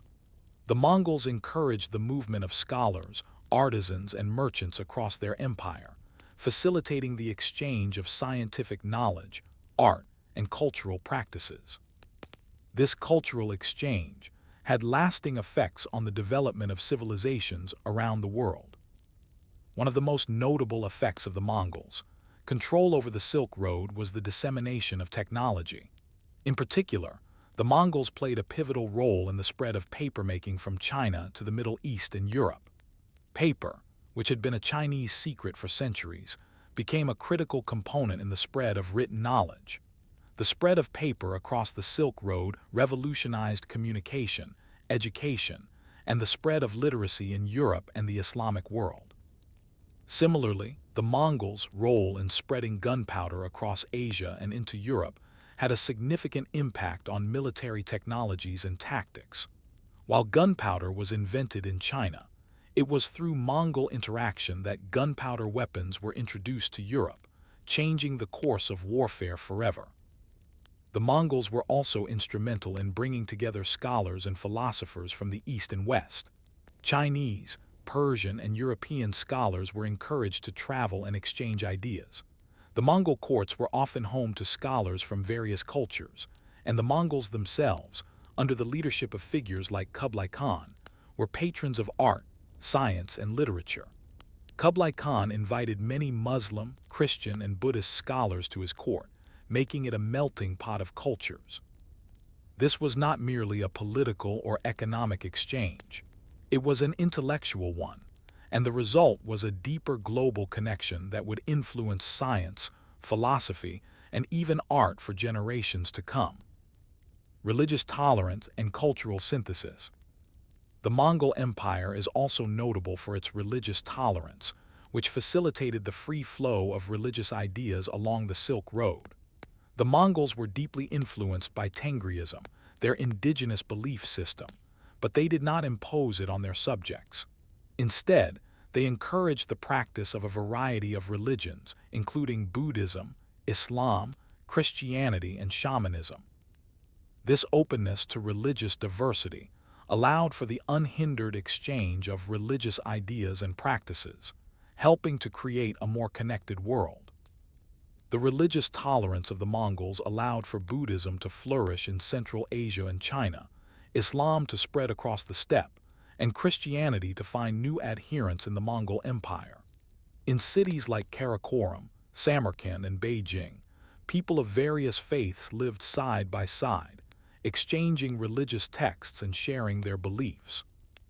This interfaith exchange not only enriched the cultures within the Mongol Empire, but also contributed to a shared cultural heritage across Asia, the Middle East, and Europe. The decline of the Silk Road and the legacy of the Mongols. As the Mongol Empire fractured in the 14th century, much of the stability that had allowed the Silk Road to thrive began to dissipate. The Black Death, which swept across the continent in the mid-1300s, decimated populations and brought a halt to the bustling trade networks. As the Mongol Empire weakened, so too did the secure environment for merchants and travelers, and the Silk Road began to fall into disuse. Despite the decline of the empire, the legacy of the Mongols in the context of the Silk Road endured. The Mongols helped establish trade routes that, while they may have become less traveled after the empire's fall, laid the groundwork for future exchanges. Their role in fostering cultural, scientific, and economic connections between East and West continues to resonate today in the modern concept of global trade and cultural exchange. In a world that continues to grapple with the complexities of international trade, border politics, and cultural exchanges, The Mongol Empire's role in facilitating the Silk Road stands as a reminder of the potential for cultural cooperation and global connection.